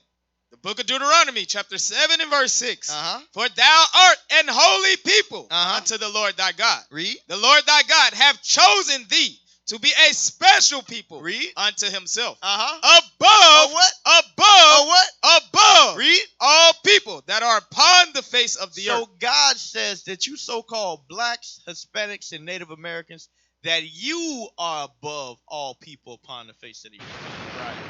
Understand that. So what they were trying to force on you, that's why a lot of our brothers, they hate the Bible. They didn't understand what they were saying, and what they implemented was talking about you. Right. It was talking about you, brother. So you don't have a problem with the Bible. You have a problem with the people that were teaching you the Bible. Right. That's what we're trying to bring to you. Go ahead. You had something? Hey, Right. Cap. Yeah. Can I put something up there? I got something. Yeah. Hey, post that. Remember we were in Atlanta a few weeks ago, right? And about this house. I want to read this right quick because you were talking about the old Jim Crow, the new Jim Crow versus the old Jim Crow, right? The thought process behind it. Let's read this. This is Henry Woodfin Grady, 1850 to 1889. Now, we know we were allegedly emancipated in what, like 1863, 65, in that area, right? It says, was a journalist and an orator who helped reintegrate the states of the Confederacy into the Union after the American Civil War. Grady encouraged industrialization of the South and also preached white supremacy, emphasizing that it was necessary for whites to remain in social control over the newly freed blacks. Grady was the father-in-law of Federal Reserve Chairman Eugene Robert Black. Now, you see the ties? Money, right? Right? Okay. And grandfather of banker and World Bank President Eugene R. Black Sr. So we got to understand that, somebody calling you a nigga or something like that, that's one thing. But when they control the system, right. They can redline, they can deny you loans. This is the actual racism. Now, I want you to get something. Go to the support to white supremacy. I'll make this quick. Go to the support to white supremacy. All right. It says Grady's conception of the New South was based on the social supremacy of whites over blacks. Grady stated in 1888, the supremacy of the white race of the South must be maintained forever. And the domination of the Negro race resisted at all points and at all hazards. That's what Central Park 5. We got to maintain control, right? Because the white race is the superior race. I just got to say something about that. Wait. If the white race is superior, why do you have to set up all these traps and snares to keep people that's Right. inferior from rising up through the ranks? Because if you superior, you can line up any day, any place, and I'm gonna beat you. It don't matter. Right. That's like if I'm the fastest man in here, Exactly. I'm gonna line up and I'm gonna beat everybody. I don't care what you can train all you want. Right. You can do whatever. You can take steroids. You can't touch me. It's like they sport. They need a handicap. Right. But they got to do all this stuff. Go ahead. I just wanted to bring it. All praises. It says, this declaration shall run forever with the blood that feeds Anglo-Saxon hearts. According to the archival research by the University of Massachusetts Amherst journalism professor Kathy Roberts Ford, Grady may have united Southern and Northern whites, but did not unite the country. Rather, he excluded Black Americans from the union of North and South and the National Democratic Project that the union represented. Now, I just want to get to the final point. go to the legacy and honors. Legacy and honors. Yes, he got honors. Grady County in Georgia. He got a county too. And Oklahoma were named in his honor. He got counties in Georgia and Oklahoma. All right. Places in Atlanta named for him include Grady Memorial Hospital. That's where when Negroes get shot in downtown. That's where they take them. Right. Henry W. Grady High School, now demolished. Henry Grady Hotel, the Henry Grady College of Journalism and Mass Communications at the University of Georgia. The city, this is the point I want to get to. The city erected a statue in his honor in 1891, which still stands today on Marietta Street in the heart of downtown Atlanta. Say what? He the Mike Jordan for them. That's why statue right there. Somebody give me that in Psalms where it says they thought that they should dwell forever. Because up at the top it says that what it says the white race should remain superior forever, right? Forever. That's the mindset. I'm gonna show you what they're saying. The Bible outlines all of it. This is why this book is undefeated. You cannot beat the Bible. Read that. The book of Psalms, chapter 49 and verse 11. Their inward thought is that their houses shall continue forever. You see that? Their inward thoughts. Because unless you go to Wikipedia and you go down and you read, you ain't going to find this nowhere. Now you can find it documented. You're like, hold on, man. Right. If we can bring some of our forefathers up out the grave, they'd be like, bruh, what? Mr. Grady? I didn't know he thought like that. Like, yes, man. He was out to get you. Read. And their dwelling places to all generations, that they call their lands after their own names. Their thoughts is that they will live forever. Right. Forever. And they name their lands after their names. That's why you got Grady County, Grady schools, all that stuff. That's because that's their mindset. They don't think for a 5-year contract. They think for generations. You know what's funny about that? So when you're an inmate, for example, you get released. You're no longer called prisoner, whatever number you are, right? So if we got released and free, why we still got his name on the back of us? Right. Wow. And look at the craftiness. Look at the what? Look at the craftiness with it. Because they would say that the Jim Crow laws is basically for the South. Right. But he said they brought the Southerners and the Northerners together. So it wasn't no good old folks, good old white folks up north. Right. All of them was the same. You know what the beef was? Up north wanted to industrialize slavery. Like, bring out the prison system. Exactly. The South now, we just want to do it the old-fashioned way. Exactly. And if you see, he even has a warship named after him. Dang. He got a warship, and the brother we brought out the other day that actually saved 200 of his kind and get no medal? Nothing. Wow. Hey, can we get Job 21, please? Job 21, verse 7. Just to back up what Cap just mentioned about they want to continue their houses forever, all right? Because what they do it for? They do it for their children to come, all right? And they do the exact same thing. Job chapter 21, verse 7. The book of Job, chapter 21 and verse 7.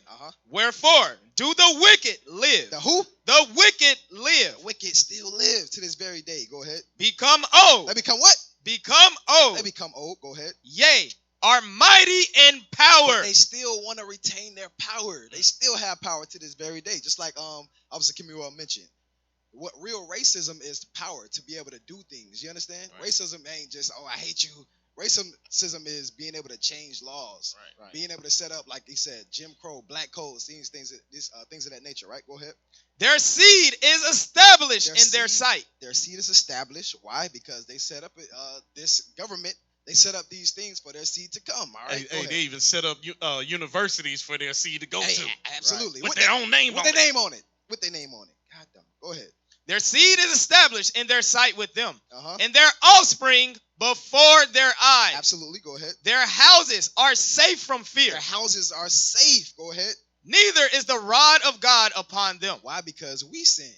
We get punished for our sins. Right. So they go right back to what Cap said. Exactly. Absolutely. They have no fear at all. They sin. So hey, we can do whatever we want to them. Right. You understand? Go ahead.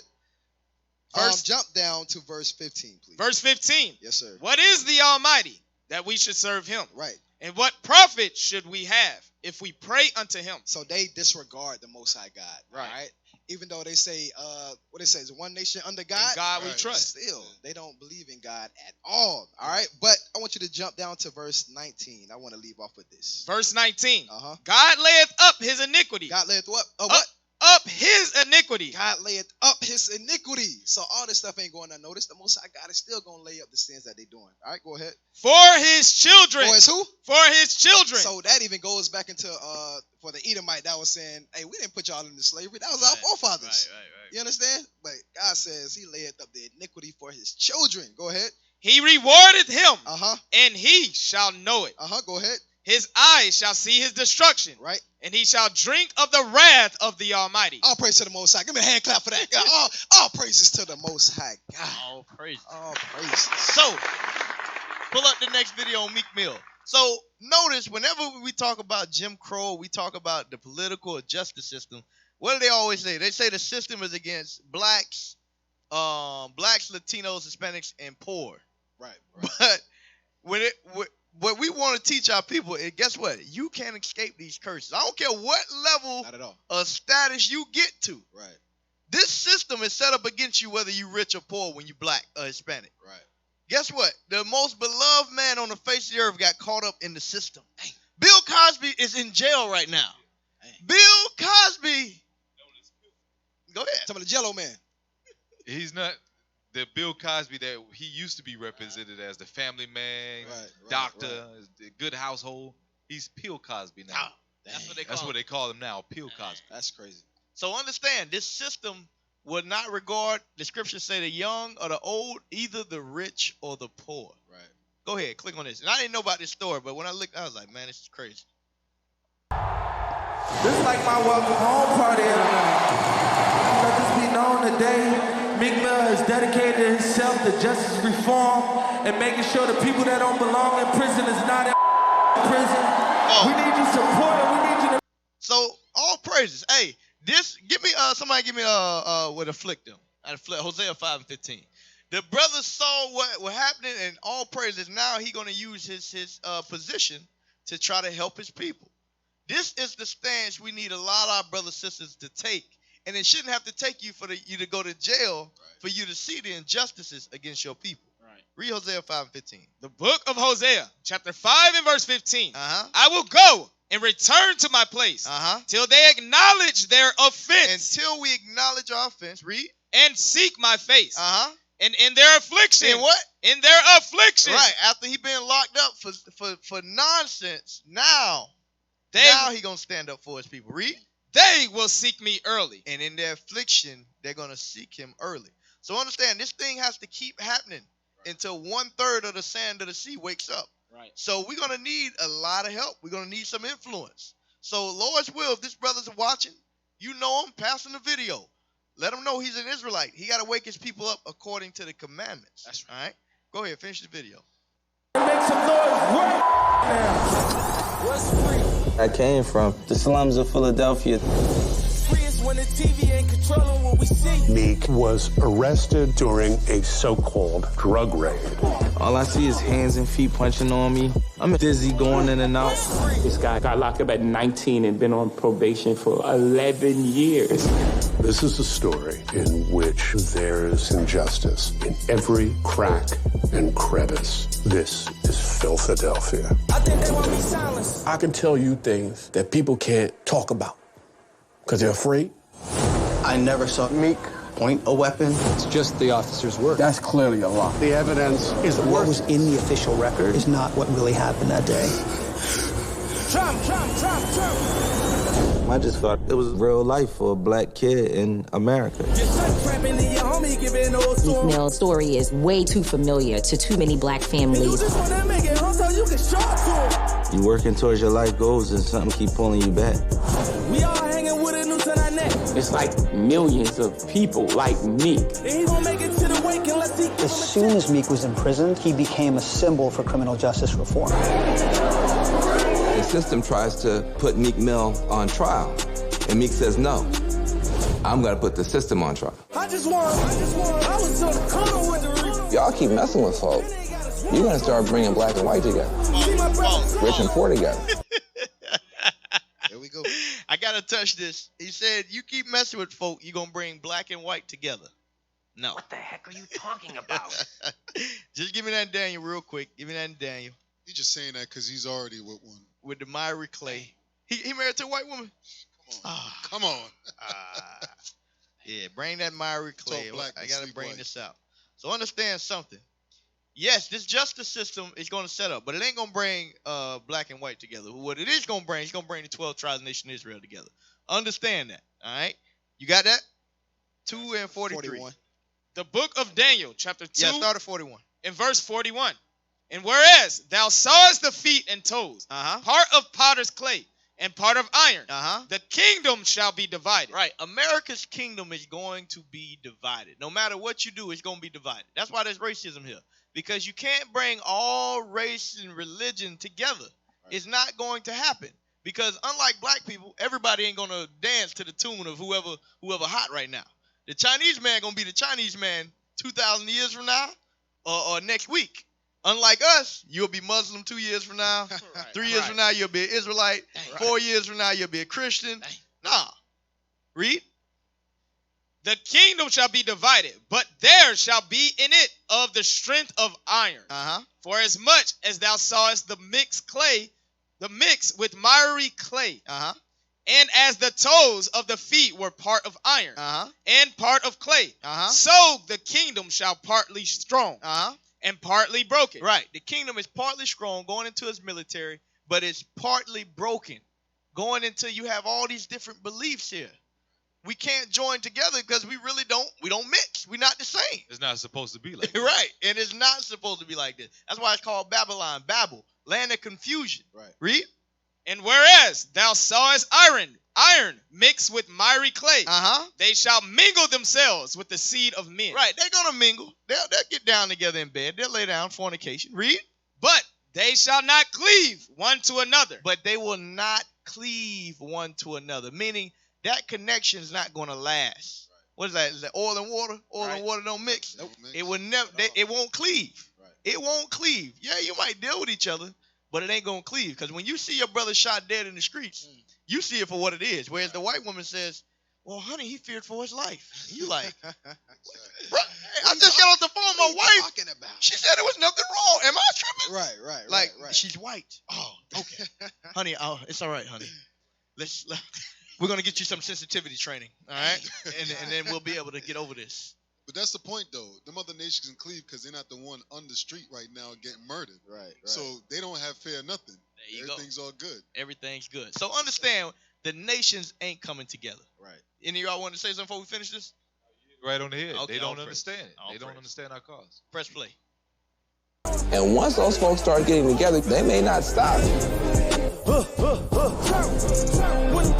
I decided to use my platform to help others who don't have a voice. Go to school, pulling holes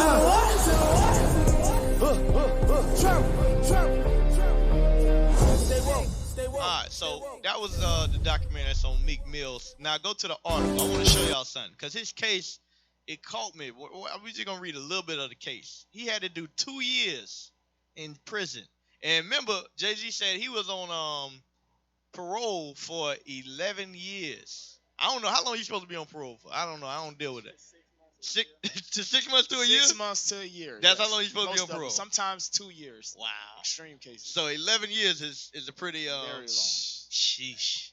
All right, read that. It says Meek Mill's prison sentence draws outrage, sparking a criminal justice debate. Scroll down. There you go. Yeah, right. Left. Oh, right there. Go back up. There you go. Meek Mill was arrested for popping wheelies on his dirt bike. For what? For popping wheelies on his dirt bike. And for getting into a fight earlier this year. So, he was popping wheelies on a dirt bike, and he got into a fight. Read. And now, the rapper could spend 2 to 4 years in state prison because those arrests violated his probation from a 2008, scroll over, drug case to the left. What did it say? Gun and drug case. Drug case. So, it says He's gonna serve 2 to 4 years because he violated his probation. Now, we're not justifying his actions. Go to Romans 13. We're not justifying his actions. But what we are saying is something is wrong with the system when you gotta lose 2 to 4 years of your life. Right. That's part of them being a prey because it's probation. Probation means you cannot have any kind of police contact.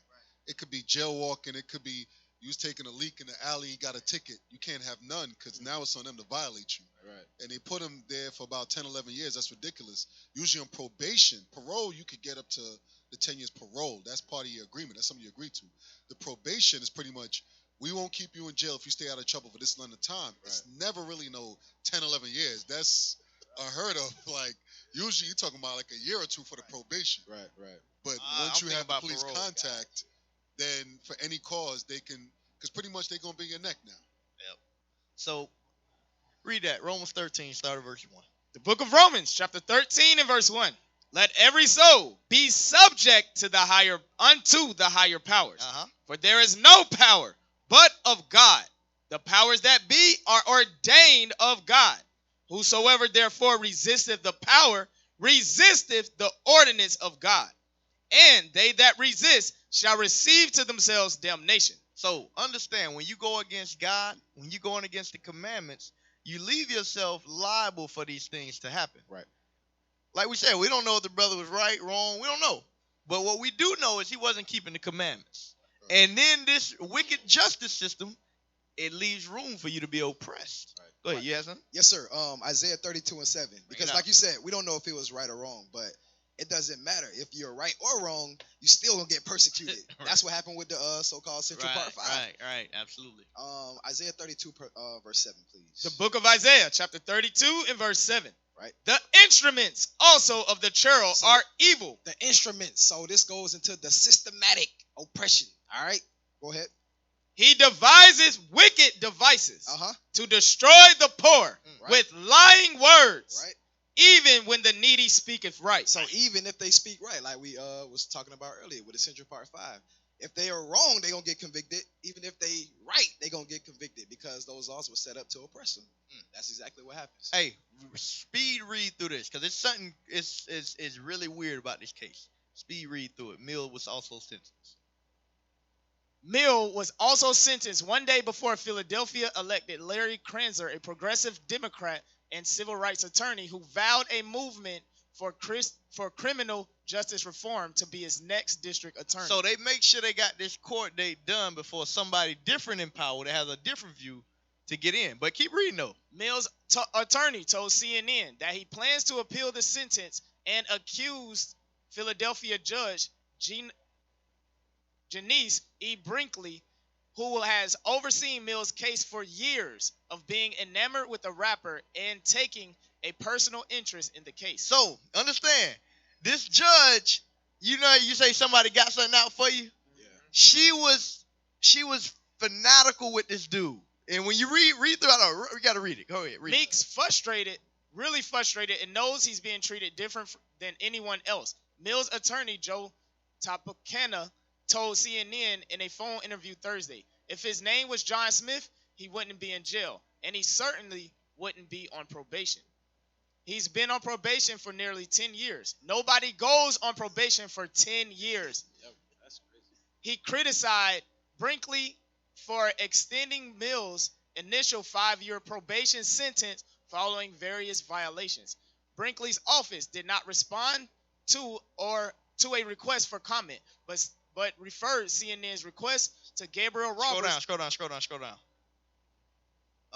Is that it? Keep scrolling. No, go ahead. The sentence handed down. The sentence handed down by the judge against the recommendation of the assistant district attorney and probation officer is unjust and heavy-handed. So their own legal assistant saying that this is wrong. Read. He said, "We will always stand by and support Meek Mill, both as he attempts to right his wrongful sentence and then in returning to his musical career." Keep scrolling down. Keep going. Keep going.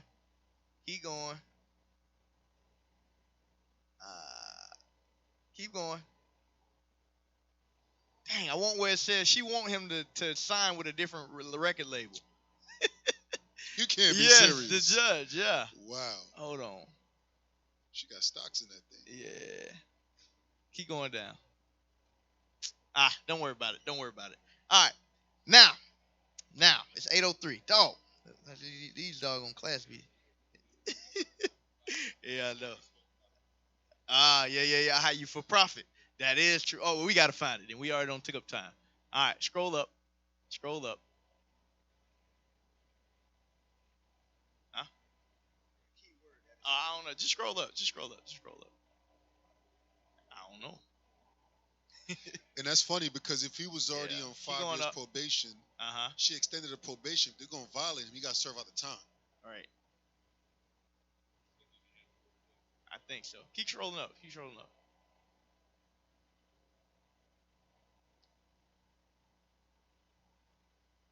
And what's crazy, a good thing for him. There you go. Right there. He also alleged. He also alleged in an interview with Billboard earlier this week that Brinkley is infatuated with Mill. Is what? Infatuated with Mill. And has requested that he leave Rock Nation. That he leave the label he with, read. To sign with a friend of hers. And ask the rapper to record a Boyz II Men song in a tribute to her. You can't make this stuff up. Wow. You can't make this stuff up. So none of the other judges are going to say, hey, listen, you kind of going too far here, man. Somebody's going to figure out this is unjust. That's his plea deal right there. Right, yep. She needs to sit on some dry ice. Right. Hey, to another you record in the label. spirit. That's how he pleaded. I was just And make a song that's tribute to me. Can we pull this real quick? Habakkuk chapter 1 and verse 4. Thank you. I was finna go there. That's crazy. All praise. I'll read it for you. Habakkuk 1 and 4. Yes, sir. The book of Habakkuk, chapter 1 and verse 4. Therefore, the law is slack. Meaning that the law today is not fit, it's not meet, it's not positioned for the Israelites, you so-called black and Hispanics, to benefit from. Read on. And judgment doth never go forth. Judgment never goes forth because how is this man on probation for 10, 11 years unnecessarily? And the judge has the power to say, I want you to sign with my friend and I want you to tribute a song to me, and I'll let you on probation. I have that power. Come on, man. Hey, that let you know we still slaves. Wow. That let you know we still slaves, man. You know what's crazy about that? In the words of Tupac, Shorty want a thug. Right. Hey, man, we still slaves. You think we ain't slaves? Come on, man. Wow. Hey, go to Psalms 137. Go to Psalms 1. This is a prime example. There got to be some truth to this because I've never seen a judge follow you for over 10 years. Right. That don't make no sense. Well, you never get the same judge for all that years? No, you pass the case off to another judge. Trying to keep tabs on them. I'm going to keep it real with you. There was times some of us going up north, we'd wish to get a certain judge and never get him. So that's unheard of. 10 years. Read that. Require of us a song. The book of Psalms, chapter 137 and verse 1. By the river. No. Start. Get to the point. Yes. Verse 3.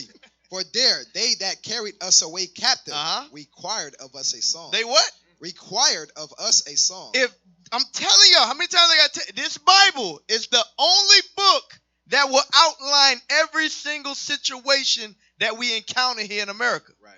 Everyone. We went to the ball players playing hurt. Yep. We had a scripture. We going to brothers getting locked up. We got the scriptures. We got judges requiring a rapper to make a song. Literally. And we got a scripture. Literally. What book can do that? Bomb drop. Gosh, dog. Where the bomb at? There we go. Thank you. Seal the deal. Thank you. There we go. Help me. You know what's crazy? To tie in all of this together, Joseph suffered the same way wrongfully. Same exact thing. Yeah. Absolutely. The same thing with the Central Park Five. They went to jail for alleged rape. Yep. She called out alleged rape after what? You want to solicit the man to come sleep with you in your husband's house. Right. That's heavy. That's crazy, man. Heavy. I hope y'all brothers see, man. Bible's a true book, man. Hey, that's heavy. All right. Go to the commercial. Pull up the benchmark commercial real quick, and then we're gonna go into the last little part. Pull up the bench commercial. I want to show y'all something that we did in Orlando. I'm tired of dealing with all these problems. Scroll back.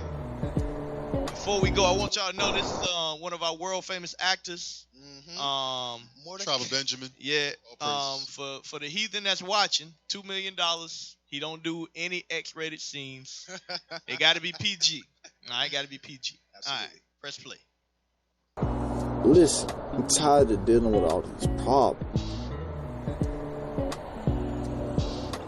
I know that. Look, I got way too much on my plate right now.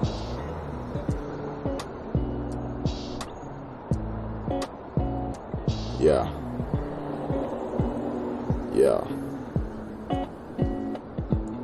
Listen, hey, I'm gonna have to call you back.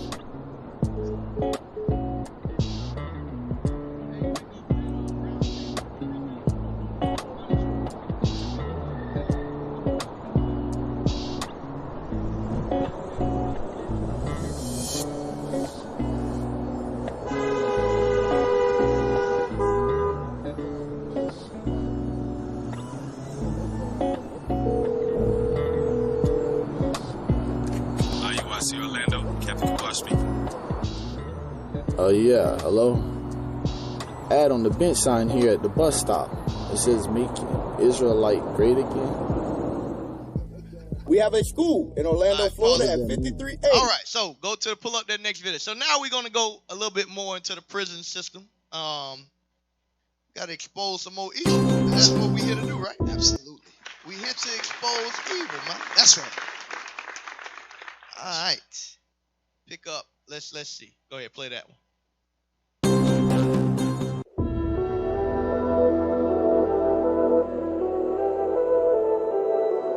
It's a system described as close to breaking point. The US has the world's highest incarceration rate. So many young people end up in our criminal justice system. It's not normal. No business would be allowed to run as poorly as our prison systems have run in this country, ever. The cost and the outcomes are abysmal. But is punishment the only way to deal with criminals? Or is the rehabilitation approach seen in some European jails the answer? And how should governments around the world deal with society's offenders?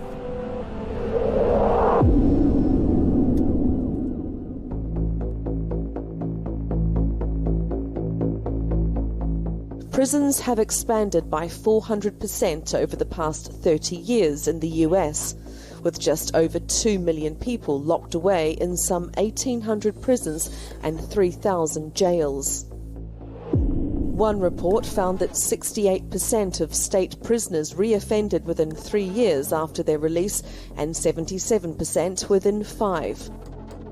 Prison officials say years of outsourcing to the private sector has led to worsening conditions for inmates. It's led many to believe the problem has grown too large to ignore. But some European countries have a different approach. The focus not on punishment, but on rehabilitation. There are less criminals in the prisons because Dutch judges have started to sentence people in different ways. In Norway, reoffences are the lowest in the world at just 20%. In the Netherlands, changing ideas about punishing criminals has seen many of its prisons standing empty. There are now only 38 prisons still in operation. 27 have been closed in the past 3 years. In Germany, up to a third of all criminal cases are diverted away from prosecution altogether. It's led to European jails being called prison utopia. But are they too soft? It is very hard to set aside those other questions about punishment. Is it harsh enough? Is it soft enough? But all the evidence suggests is if you want to reduce risk, you need to increase people's ability to think rationally. We tend to kind of look at our fiction almost to tell us, what the crime population looks like. So they're all murderers, rapists. The reality is very, very different.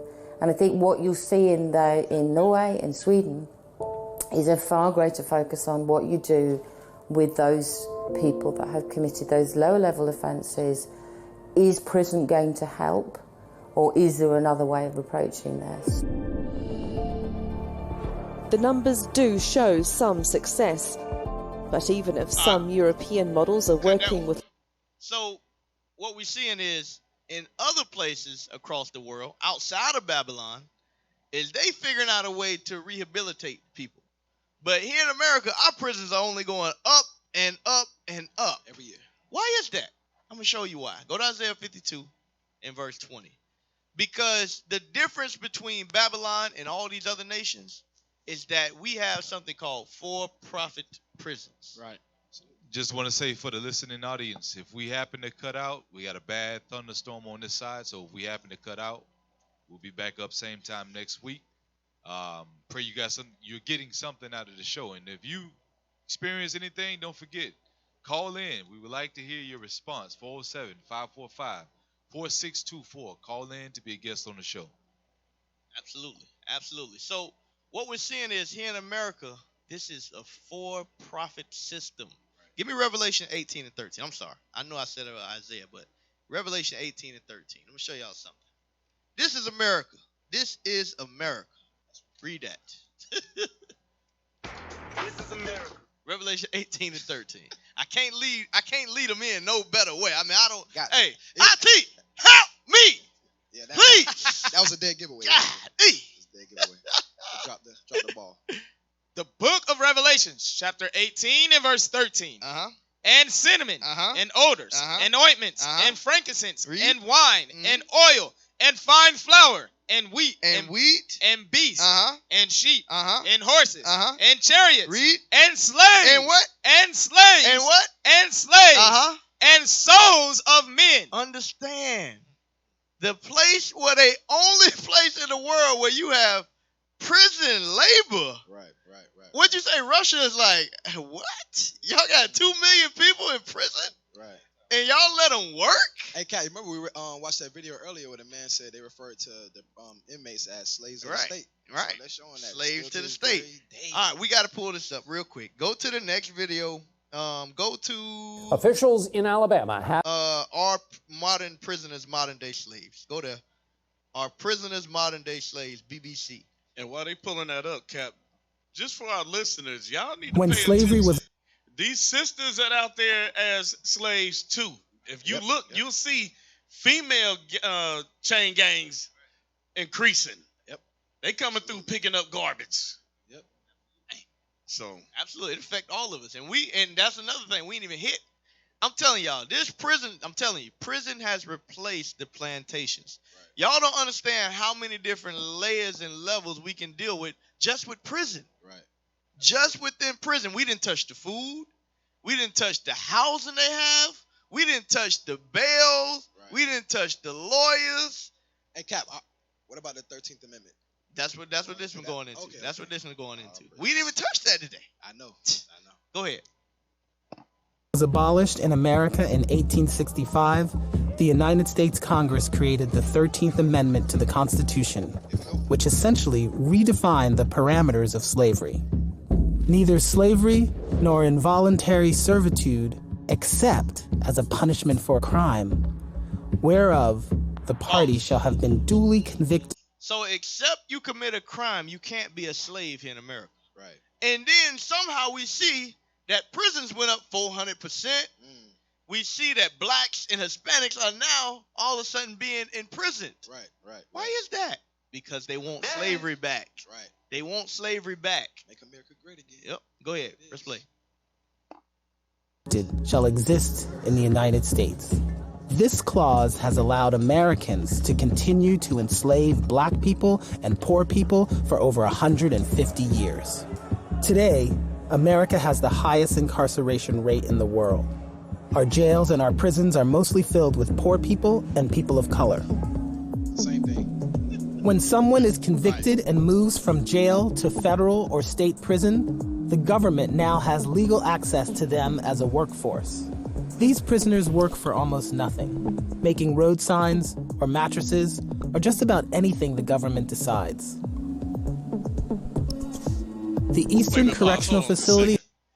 It said just about anything the government decides. Anything.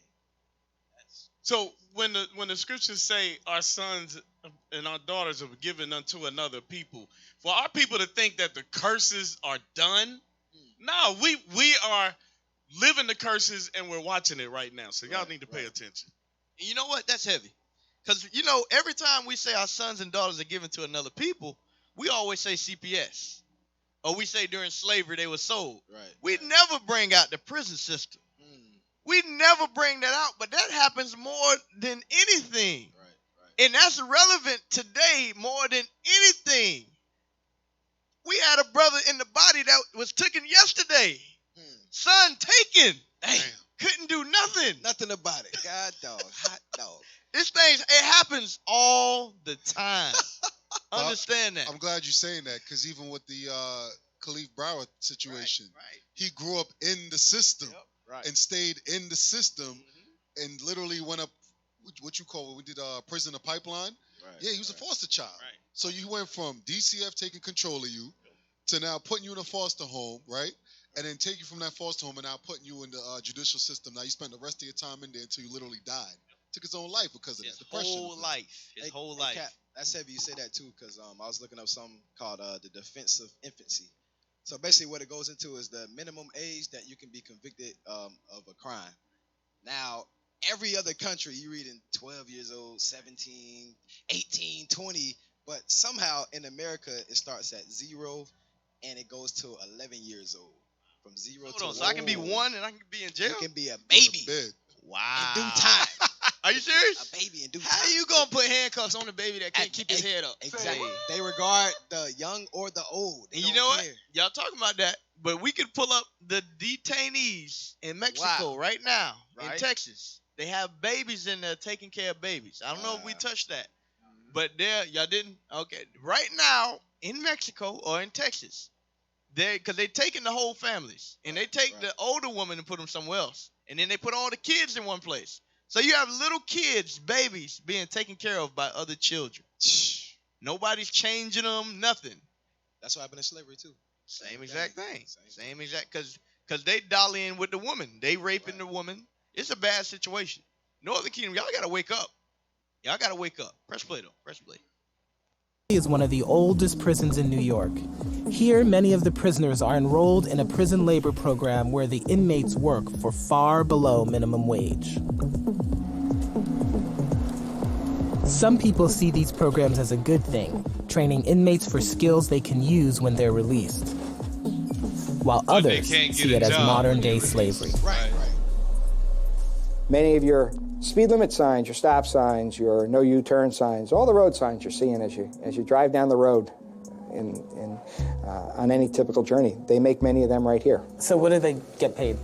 The pay rate ranges from about 15 cents an hour up to 65 cents an hour. Hold on, did y'all hear What's that? sort of motivation? 15 cents to 65 cents. That's crazy. 15 cents to 65 cents. This is America. There you go. You getting it? You getting it? This is America. At an hour. They ain't doing that in Norway. They ain't doing. This is why this is Babylon the Great. Right. Dang. That brother good at math. All right. That's crazy. So understand. Understand what's going on here, man. This is Babylon. Go ahead. Oh, you had something you want to bring up? Actually, you know what? You know why that's crazy is because I looked up a list of the things that they had to pay for in prisons. Some of the prices you talking about. I got it right now. I got it right now. You in the spirit. So this is a commissary list. Now on here we got stamps, 10 cents. If you want 10 of them, $1. Bottled water, $3.75. Damn, that's a whole check right there. A whole check. Yeah. Right. Exactly. Look. Hey, and if you do a 40-hour week, you get a $6 check. It says a French vanilla cappuccino, $1.40. A Gatorade, 90 cents. Cranberry juice, $1.20. Cherry mixed drink, $3. Hey, also, do they have like the bare necessities on there, like the boxes and soap and shampoo, stuff like that? Okay, look, toothpaste, $2.45. There we go. Dental floss, $1.25. Hold on. You don't get that stuff for free? No, sir. Nope. You get I think you might get one little packet when you first go. After that's gone, everything you gotta pay for. What? Everything. Wow, I didn't know that.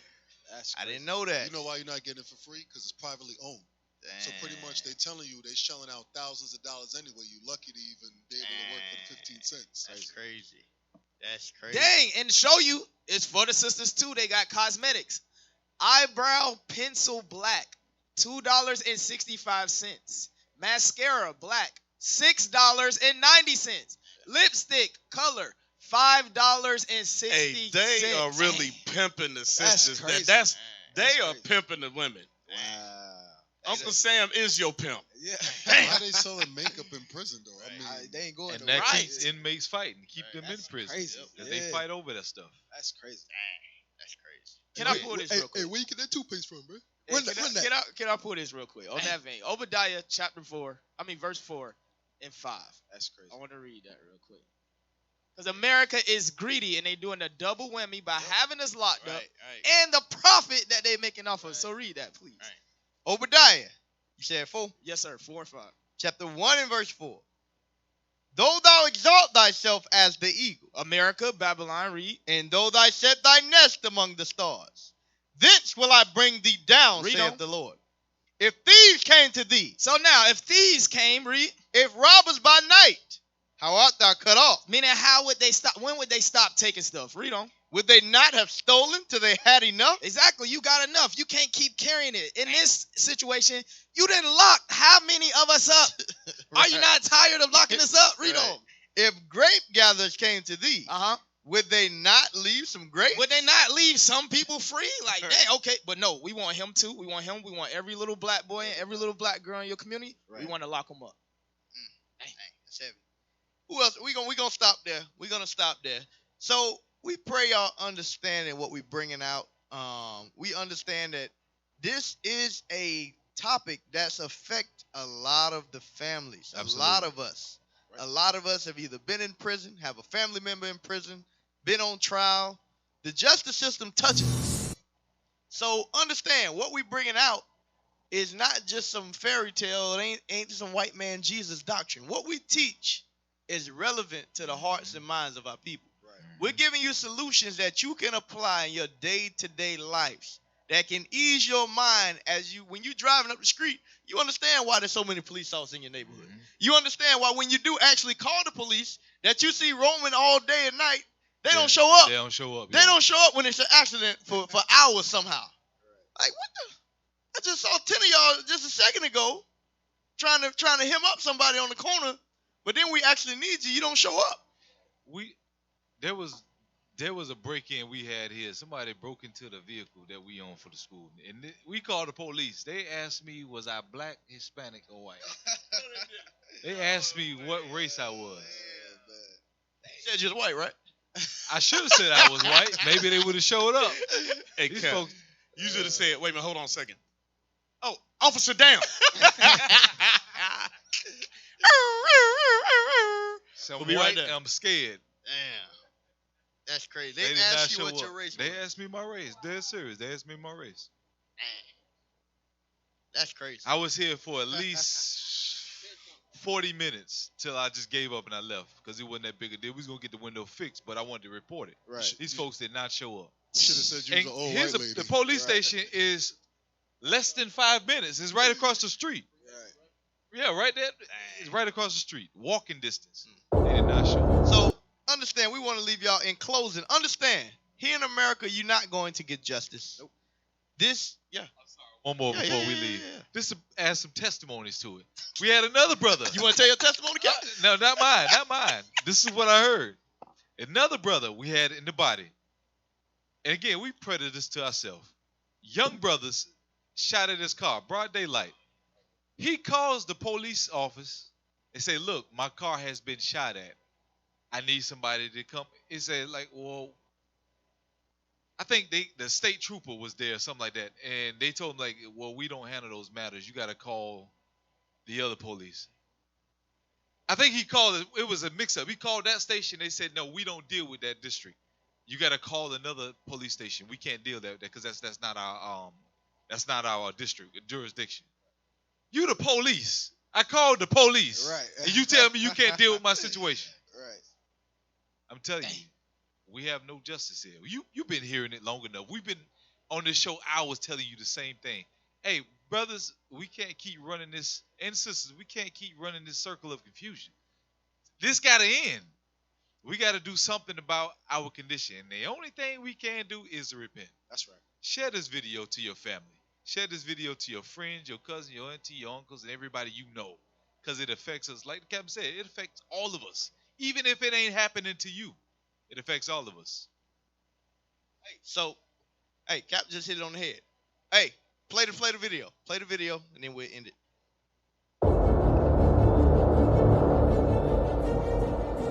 The Israel United in Christ organization. Tell me how. Tell me how.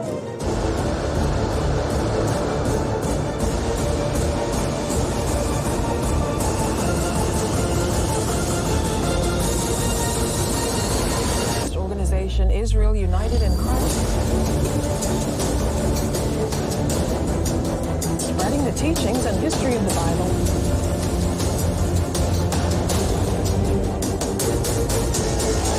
Setting up a Christian school in Las Vegas. Some of us used to sell drugs, but no more. And reach out to black men and minorities in particular.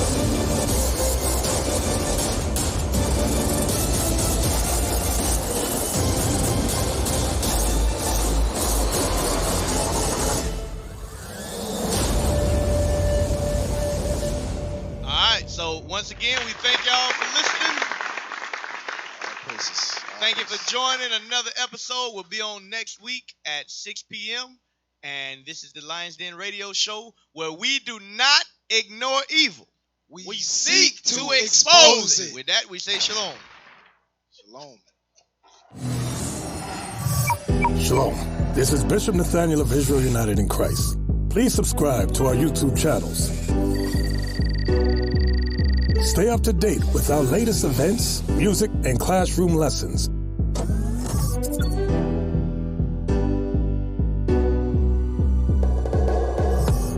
IUIC plans to continue visiting different countries where this gospel has not been preached before. IUIC needs your help in pushing this truth.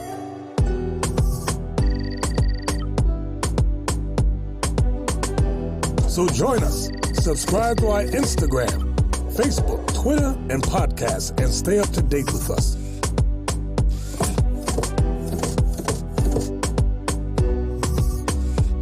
For more information, please visit www.israelunite.org.